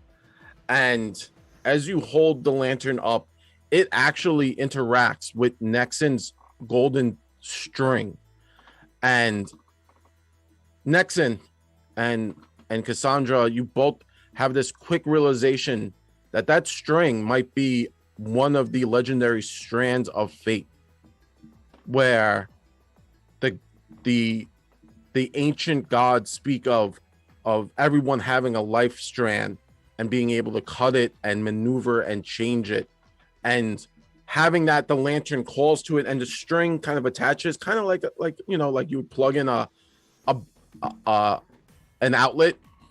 And Cassandra, you reach out with your own energy and you touch his and you start to pull, and as you do, you start to pull the spirit of Earbar out of this creature, this raging beast, and you could see his spirit kind of being released, and he's reaching for you, reaching out, trying to grab you as looking for help, as a person drowning would reach up out of the water for help, and you pull it out of this beast. As you do, as it comes out, the creature's face morphs and changes again into something a little bit more hideous, of a man you haven't seen, but you know you've seen his face. And that glowing runic symbol now glows brighter. As you yank Earbar's spirit from the body, the creature, now free of its humanity, of its soul, rages and becomes angrier at you. And now it's a mindless beast, no longer thinking of actions. It's just pure instinct, and it wants. All it wants is everything. It is fueled by greed. And you now have Earbar's soul in that little lantern. Don't lose it. It's important. You're welcome, guys. Thanks. Cool. Yeah. Rain, And it's your I'm just go. gonna look at Nixon afterwards and be like, as it's happening, be like, what? Like, yeah, that's all my action after pulling is just like. Were you surprised by the own thing that you did? I was just going to take a moment here to talk to chat and talk to my players. Every time Cassandra's like, I'm going to do this really cool thing with the spirit, it works, but it never works as she intended. It's always like a little bit more and a little crazier. And I appreciate Carla playing along with me. And I'm just imagining next time Cassandra's all like, okay, listen, guys. Now, here's what I did. I sit down and I actually took the spirit from inside of the creature and took it inside the lantern. Somehow, now it is enraged it. Okay, now it's even more angry, it's even more stronger, it's even bigger, and it is going to kill us all. Alright, but don't worry, I still have the lantern. I finally have a companion, guys. It's the creepy lantern of this evil guy. I finally have a companion. There you go. Yay! I have a friend. Took you long enough. Some of us already had two by the time you go on. Yeah, you guys are just like reigning in companions. So I'm like, I'm gonna take one, even if it kills us all. Also, I've made naked Kalodi. yes, I see you. Oh no. Additionally, McBluff gave us an insight check, so everyone now has kind of advantage in combat for the next, I'm not gonna let people who roll not have it. So as we continue, you guys will all have advantage on your next attacks. Sweet. And with that being said, it is Rain's go. So Rain, what would you like to do? You just saw the spirit get yanked out of this beast. It's now floating in Cassandra's lantern. This beast is furious. As once before there was some kind of intelligence behind the eyes, it's now a beast. Right. Also, behind it, as noted wonderfully with the word fire, I am also very worried because I'm covered in sawdust right now. My bark skin is on fire. Is bad. I know enough science to know that I'm very flammable right now. And I'm terrified. And so, in a gentle way, so we just got this really angry, very upset Rain at seeing the destruction of Kalodi, even though now we have a naked, tiny Kalodi. A whole new thing to unpack in and of itself. I'm calling him Exposy Kalodi. Exposy Kalodi.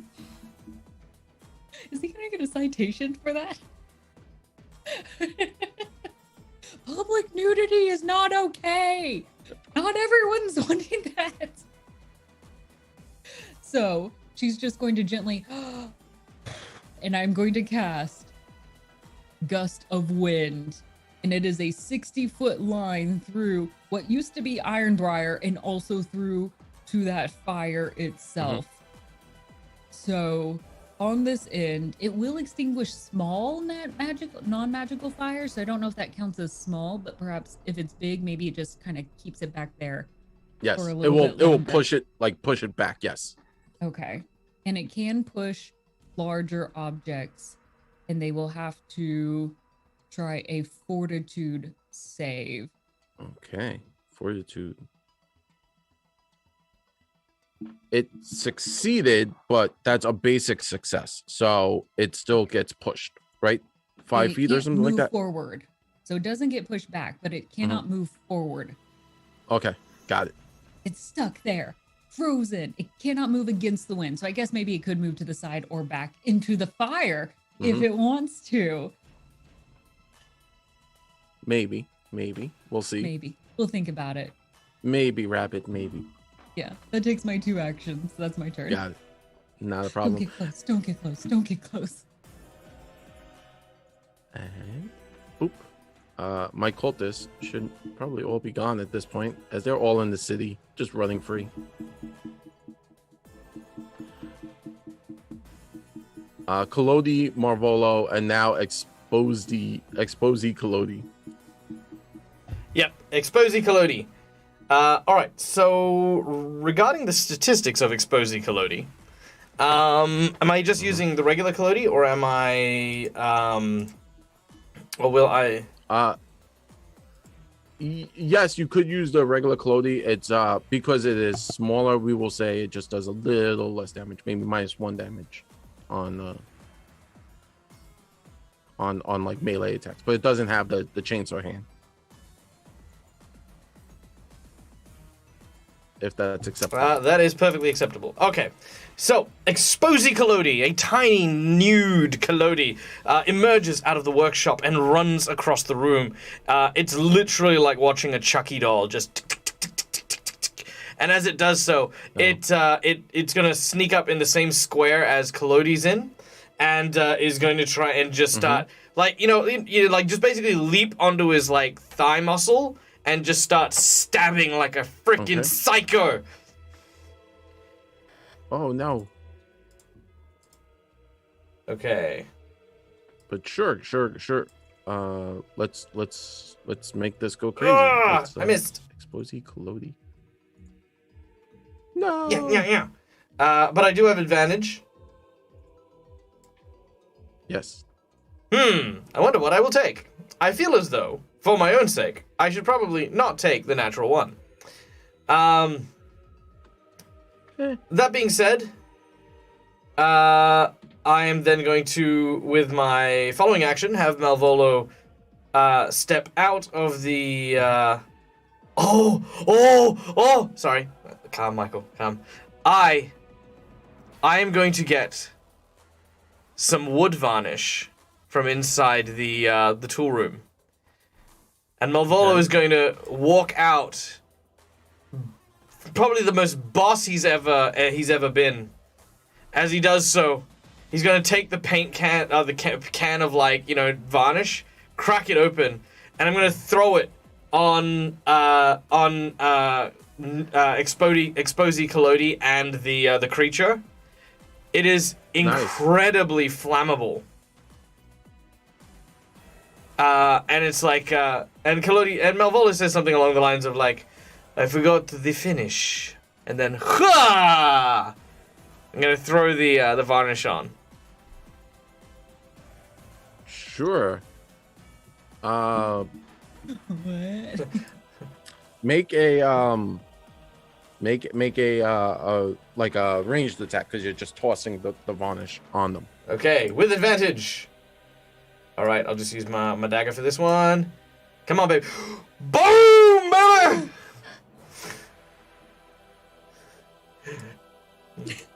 Nat 20! Negate a 3. And then All right. Forget the 3. The 3 did not happen. All right, but the nat 20. Take this.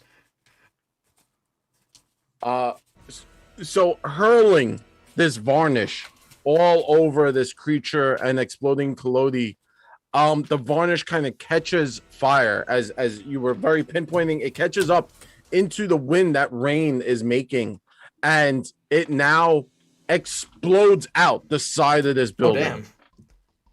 Oh, damn. It's very flammable and explodable as rain was creating a lot of wind. And the explosion knocked everyone back 10 feet. The creature, though, being held by Rain, is now engulfed in fire as it's all covered in this lacquer, the varnish. Can Marvolo roll 3d6 as it equates to a fireball? All right. Oh, come now. And another 3d6. Yay. Because that's terrible. Thank you. Oh, there we go. All right. So 19 points of damage. Okay. Now I'm fire not sure how damage. this critical hit works, but the bomb critical for this is Funny Bone.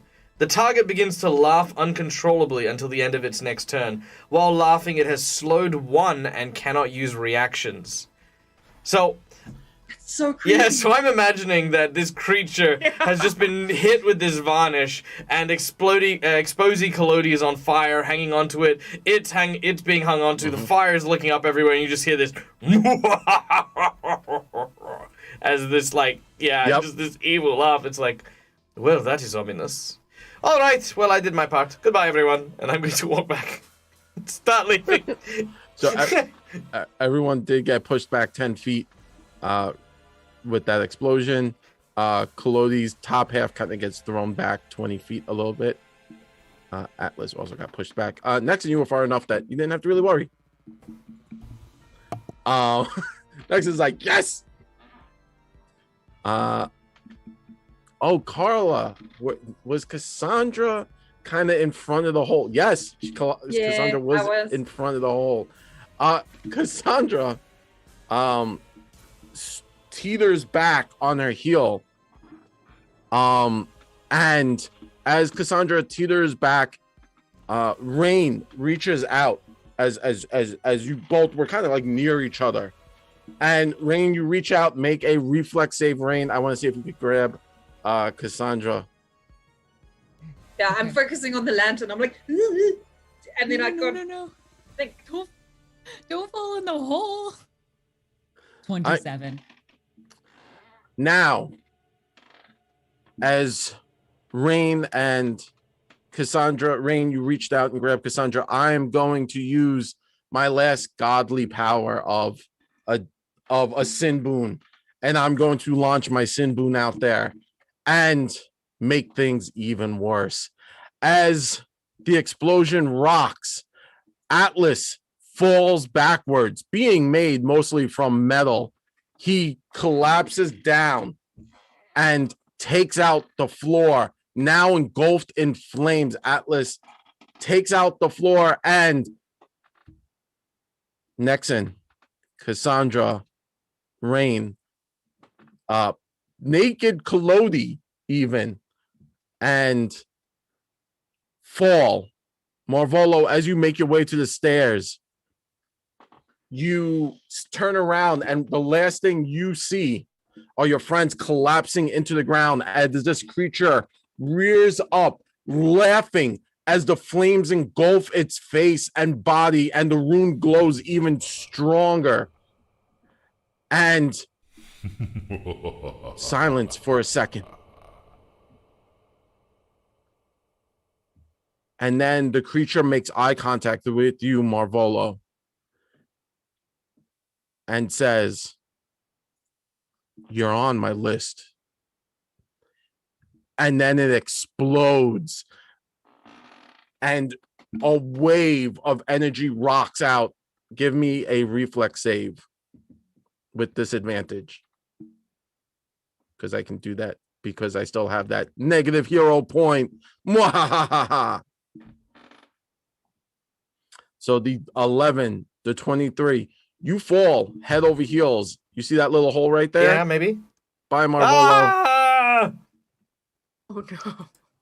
And that goes directly down past the first floor and into the water, where you land with a splash, and you look up as you see everything collapsing. And that's where we'll end today.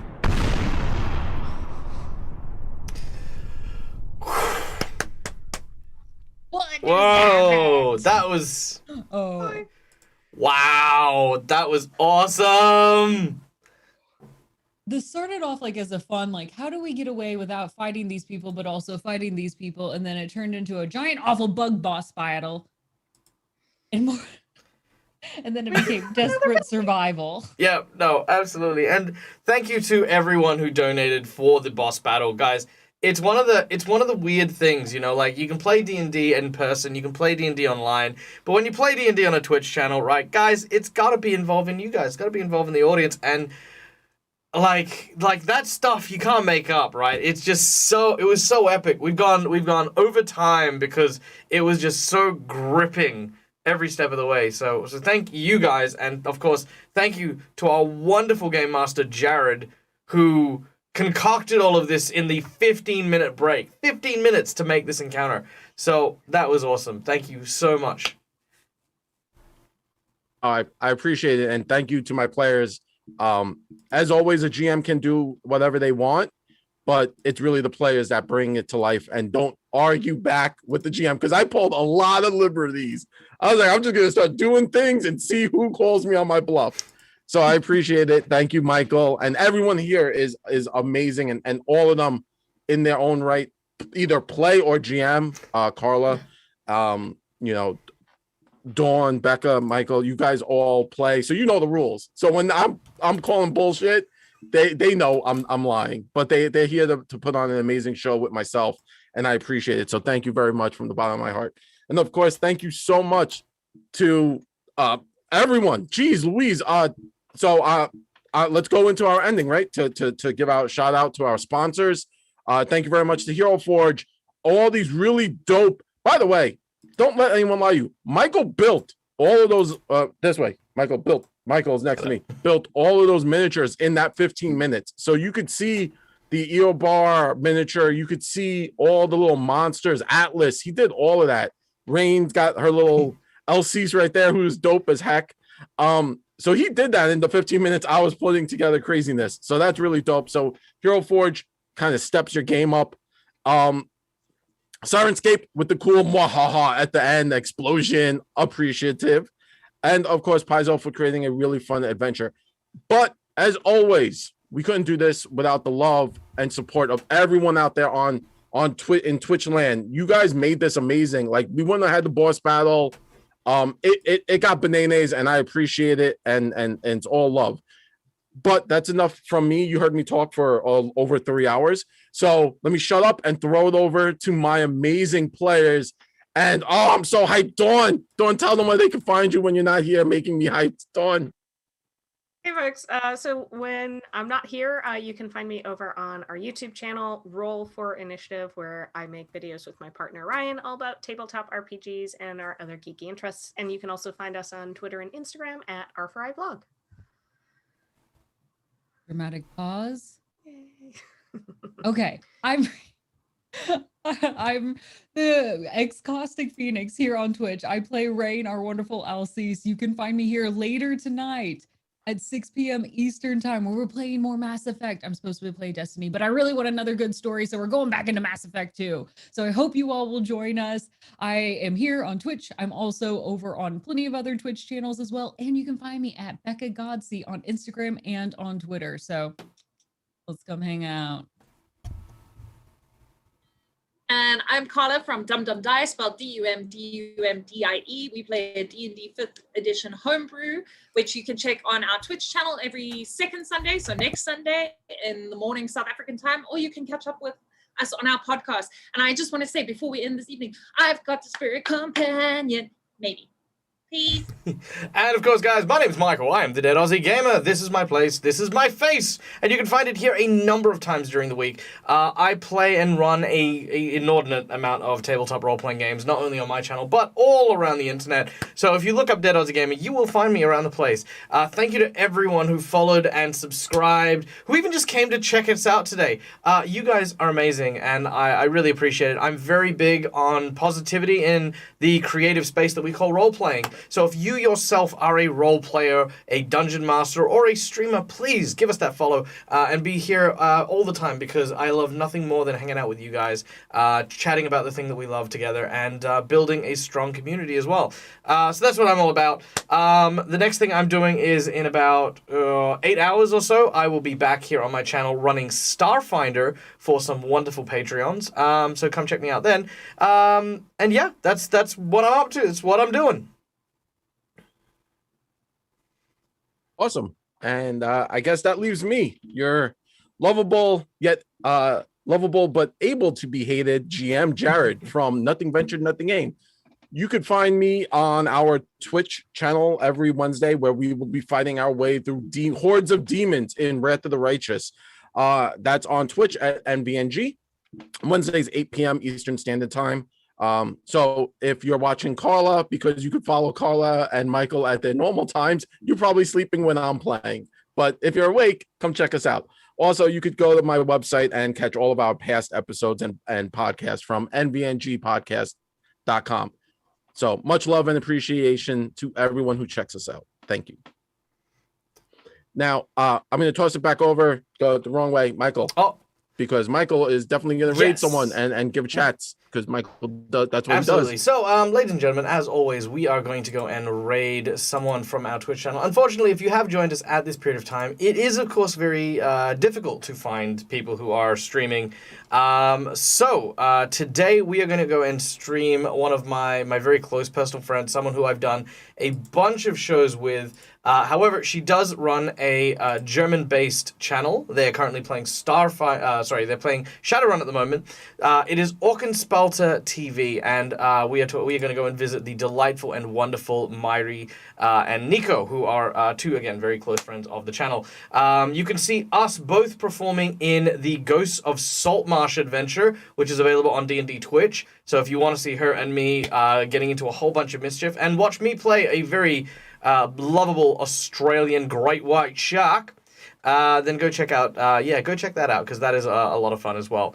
As we sign off once again, we wish that you all have a most wonderful and amazing week wherever in the world you happen to be. When we head into the raid channel, be sure to drop those raids in, and do of course stick around for the end of the Hero Forge trailer, and we will see you guys next week. So till next time, guys, as always, from us to you, game hard or die trying. Good night, everyone!